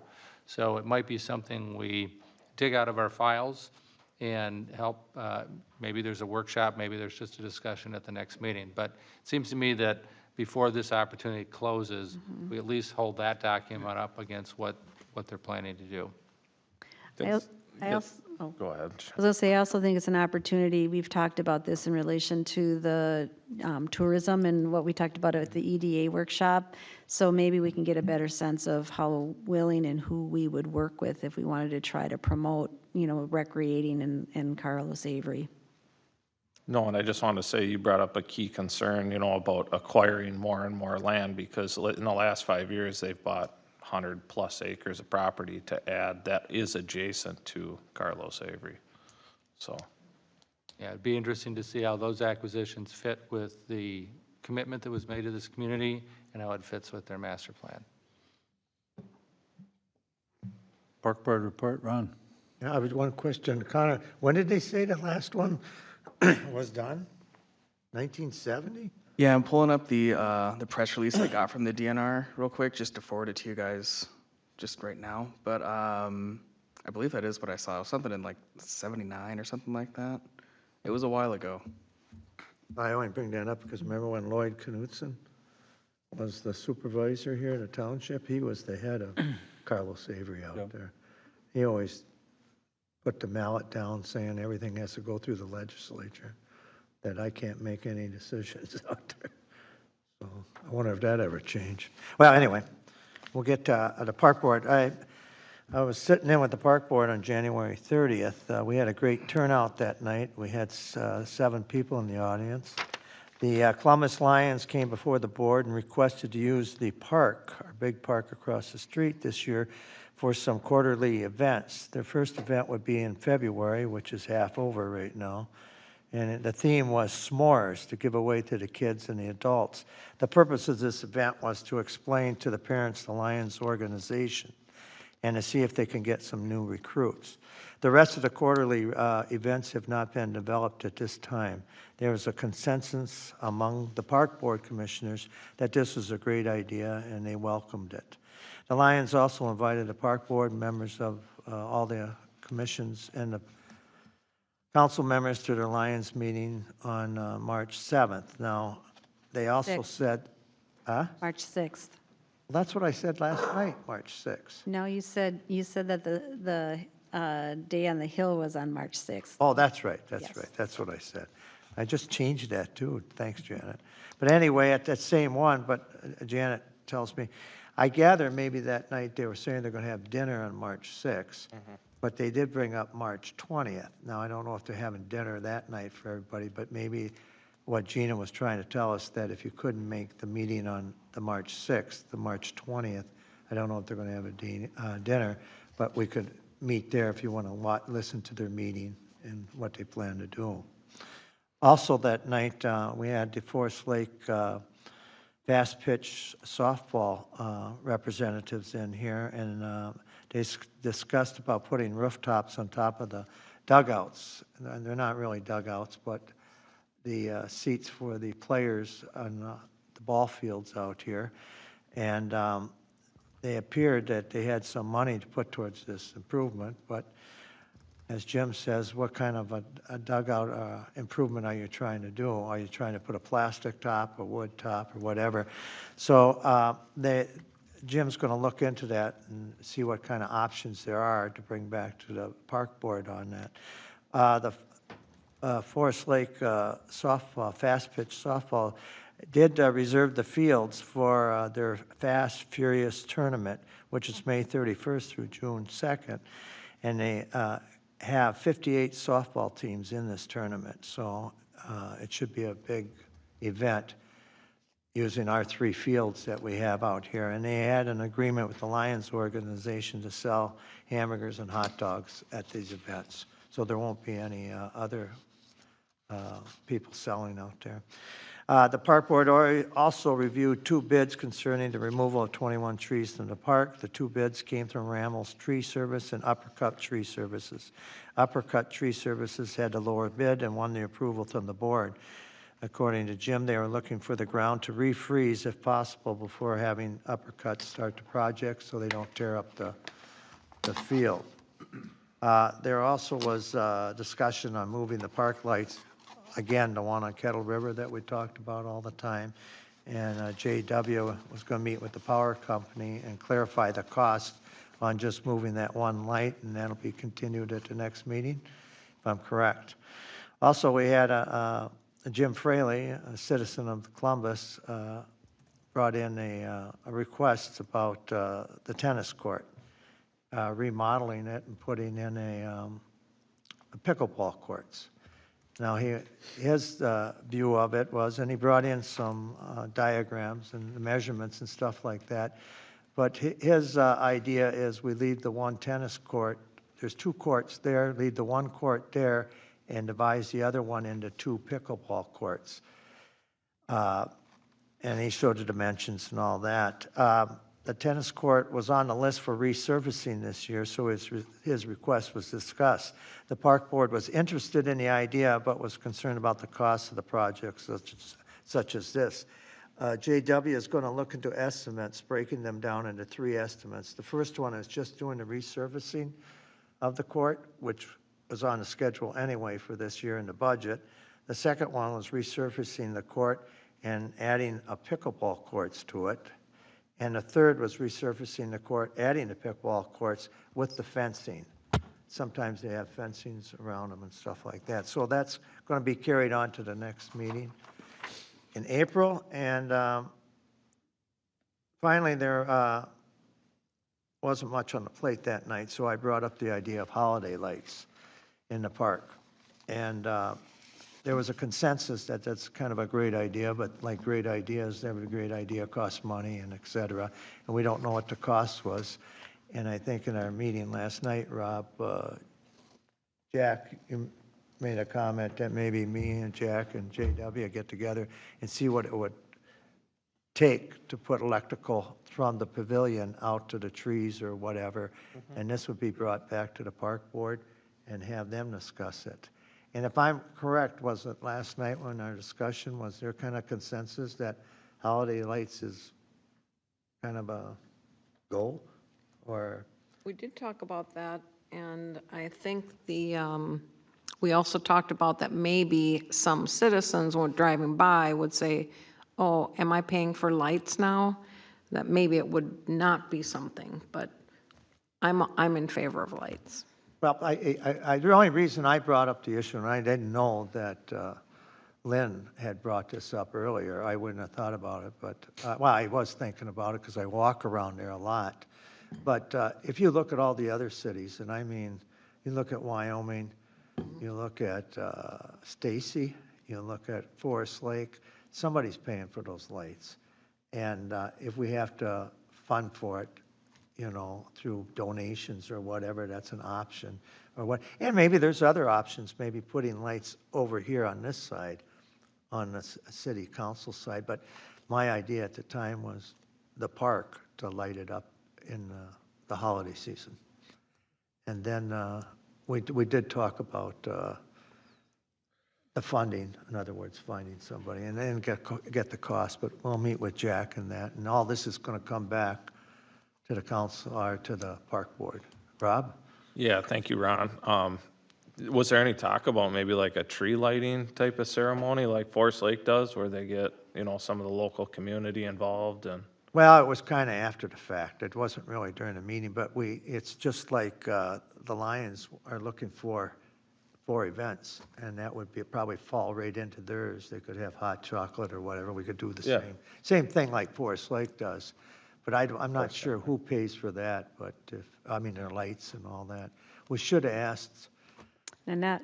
Yep, I seen her last night. I attended a few years back the tree lighting ceremony in Anoka because my brother happened to donate the tree that they put up to light, and it was really fun. I mean, they had like those concrete fire pits and music and food trucks, and it was, they even had fireworks that they shot off when they flipped the switch. Right. More than we would do, but I'm just saying it's kind of a nice community event. Well, to go back to Sue's comment there about people saying we're burning the lights and all that, it's almost like last night we talked about the police, you know, what's that police officer, he's not doing nothing or whatever. And then we walk outside last night and there's squad cars all over the park over there. And there's a drone flying up in the air. And I mean, and that's what they're there for. I mean, that's what services we give. But I thought it was a good idea, or we'll see what the park board has to say. And I gather that we want the park board to maybe make decisions like we want trees lit up, or we don't want one or two or three, with the idea that what days they go on, what days they go off, et cetera, the timing and stuff, if that passes through their commission and comes over to us. So that's all I have, unless, did I miss something over there, JW? The only thing that I'll add, because I read an email from Jack for the Lions Club, their dinner on the 6th. I believe the time says the meeting starts at 7. At least Jack's email did. That's what she told me. I talked to Dick from the Lions Club quite regularly, and he said they actually eat at 6:30. No, and so that's why I put in the email that if you want dinner, you be there at 6:30. If you Okay. don't, the meeting will start at 7. Okay, I only seen the 7 o'clock part, so I just wanted to Yeah. clarify that, because that's what I had in my head was the 7, so I didn't want everybody to wheel in there if you all are going No, at no. 7 and missed you're too dinner. late, so. No. Did that change your mind about going, Jim, that there's going to be a meal? Don Julio's. Actually, I wanted to have our city attorney weigh in on this. So the Lions has invited city staff, council, planning commissioners, park board members, EDA members, to join them. They're invited to come for dinner, which will be catered by Don Julio's.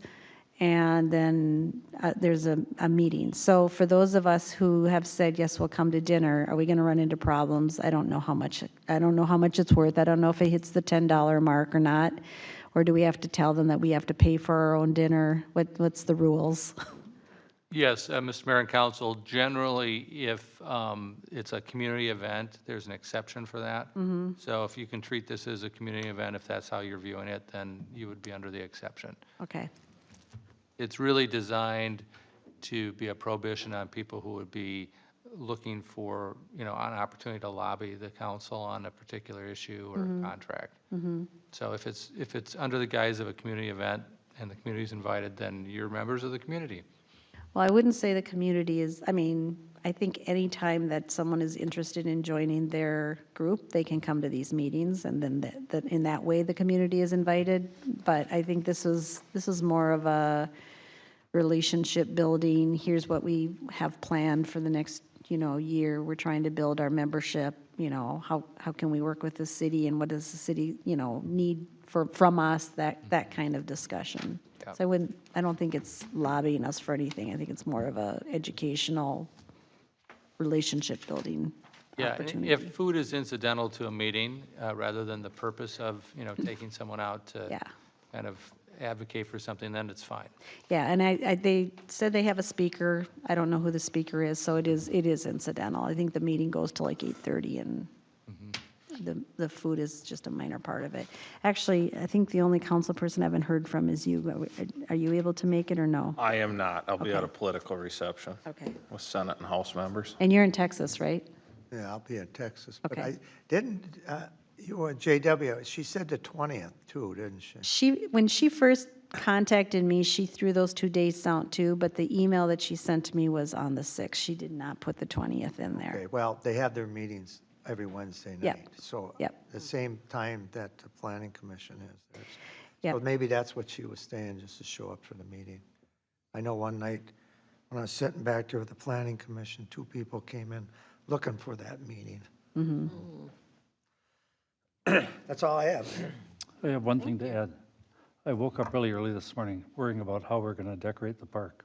You did, worrying about it. And I thought, so why couldn't we go on the webpage to alleviate anybody's concerns that you're wasting tax money to decorate the park? Put one of those little thermometer things like they always have when you're building a new hospital or something. Please contribute to our decorations for the park, blah, blah, blah. And keep adding it as you go, because it says, please donate. Why don't we put on the website, our lights were paid for by That's right. Yep. donations of blah, blah, blah, But I and mean, not by the city. You could put the little thermometer on there any day. Well, And except cut off the discussion before anybody dreams it up. I think we'd probably have to fundraise for that in the same way we do for Fall Fest, which is not the city doing it. And there was all sorts of rules we had to follow, so I imagine it would be the When same we go over to eat thing. their tacos, bring a little Christmas bucket and a Santa's hat, and let them all throw in $20. You could pay for the whole show, and by the time we're done with their tacos.